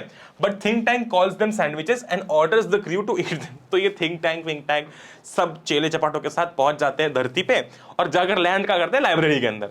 अब लाइब्रेरी में अंदर जाने के बाद इनको पता नहीं, ये देखो ये कितना अजीब चीज है ना, सैंडविच पता है क्या होता है, हैट पता है क्या होता है, लेकिन बुक क्या है ये नहीं पता, ठीक है। तो ये अंदर घुसते हैं, इनको बुक्स दिखते हैं। सोचो आप को ऐसी कोई चीज दिखे जिसके बारे में आपको पता ही नहीं है, तो आप वाइल्ड गेस करोगे कि यार ये पत्थर हो सकता है, यार ये जानवर हो सकता है, ये कुछ भी हो सकता है, ठीक है। या फिर लेट्स से कि ये कुछ भी हो सकता है, A to Z आपको क्या पता क्या है, कैमरा हो सकता है, कुछ भी हो, है ना, बॉम्ब हो, कुछ भी, ठीक है। तो ये अलग अलग गैसेस करने लगते हैं। सर्जन डूप बोलता है कि हैट होगी, थिंक टैंक बोलता है कि सैंडविच होगा, है ना। और सबको बोलता है, सारे लोगों को, इसकी सेना को बोलता है कि चलो खा के देखो। खाने की कोशिश करते हैं, खा नहीं पाते क्योंकि वो सैंडविच थोड़ी थी, बुक थी। अब ये जो नूडल होता है ना इनके बीच में, ये एन कैपिटल होना चाहिए पर, noodle, the vice noodle gently suggest that they may be devices of communication, है ना। ये थोड़ा सा समझदार होता है, नूडल जो होता है वो थोड़ा समझदार होता है। वो बोलता है कि शायद एक कम्युनिकेशन का कोई जरिया है, कोई डिवाइस है, ठीक है। Think Tank asks the probe to listen to them, तो वो सुनने की कोशिश करता है ना सुनने की कोशिश करता है कि अरे यार कुछ सुनाई नहीं दे रहा, कम्युनिकेशन तो कुछ हो नहीं रहा इसमें, ठीक है। They do not hear anything. Again noodle very politely suggest that Earthlings watch them, they cannot read the books and came to conclusion that printed lines and pictures must be some kind of code। अब वो पढ़ तो सकते नहीं है, तो किताब खोल के वो पिक्चर देखने लगते हैं। Think tank commands the team to take vitamins। Think tank asks the probe to eat vitamins given to them। उसे लगता है कि विटामिन खा के वो शायद वो बुक को समझ पाएंगे, है ना। So they follow him and are able to read the book। The lines are about Mistress Mary and her garden of cockle shells and silver bells, ठीक है। ओके, बहुत बढ़िया। उसके बाद में कौन सी किताब, मतलब किस पर थी वो, मिस्ट्रेस मैरी के ऊपर थी वो किताब जो थी, वो लाइन जो थी, विटामिन खाने का उनको समझ आने लगता है। The lines are about mistress Mary and her garden of cockle shells and silver bells. ये इतना इंपॉर्टेंट नहीं है। Mighty think tank is alarmed. Think tank thinks that earthlings were very advanced, they grew shells and silver, they had taught animals culture and music, he thought they were about to send cows for an invasion to the moon। मतलब वो कहानियां इस तरीके से लिखी हुई थी, है ना, वो चीजें लाइंस इस तरीके से लिखी हुई थी कि वो बहुत ऐसी ड्रीमी और ऐसा, हम लिखते नहीं है कि मेरा दिल धड़कने लगा, है ना, और सामने सब ऐसा ये उड़ने लगा वो उड़ने लगा, तो वो लिखा होगा शायद, मतलब जो जिसने लिखा होगा उसने बहुत उसको एनहांस करके लिखा होगा। ये उसको सच मान रहे थे, ठीक है, कि अरे ये शायद काउस को, एनिमल्स को इन्वेजन के लिए भेजेंगे मून पे, ठीक है। He is terrified when he sent the picture of the fallen Humpty Dumpty, he thinks it to be his picture. मैंने क्यों बोला था ऐसा, अब हम्टी डम्टी ऐसा गोल सा था, Humpty Dumpty sat on a wall, Humpty Dumpty had a great fall, है ना। तो वो उसमें वो गिर जाता है हम्टी डम्टी। तो इसको ऐसा लगता है कि ये लोग जो हैं, है ना, अर्थ वाले बहुत एडवांस लोग हैं, और शायद ये अर्थ वाले लोग ही सोच रहे हैं कि हम मार्स वालों को जो है वो उड़ा देंगे, इन्वेड कर लेंगे, ठीक है। तो थिंक टैंक डर जाता है कि अरे यार तो बहुत खतरनाक लोग हैं, and he calls of the invasion. ये बोलता है कि छोड़ो, हम नहीं करेंगे यहाँ पर इन्वेड।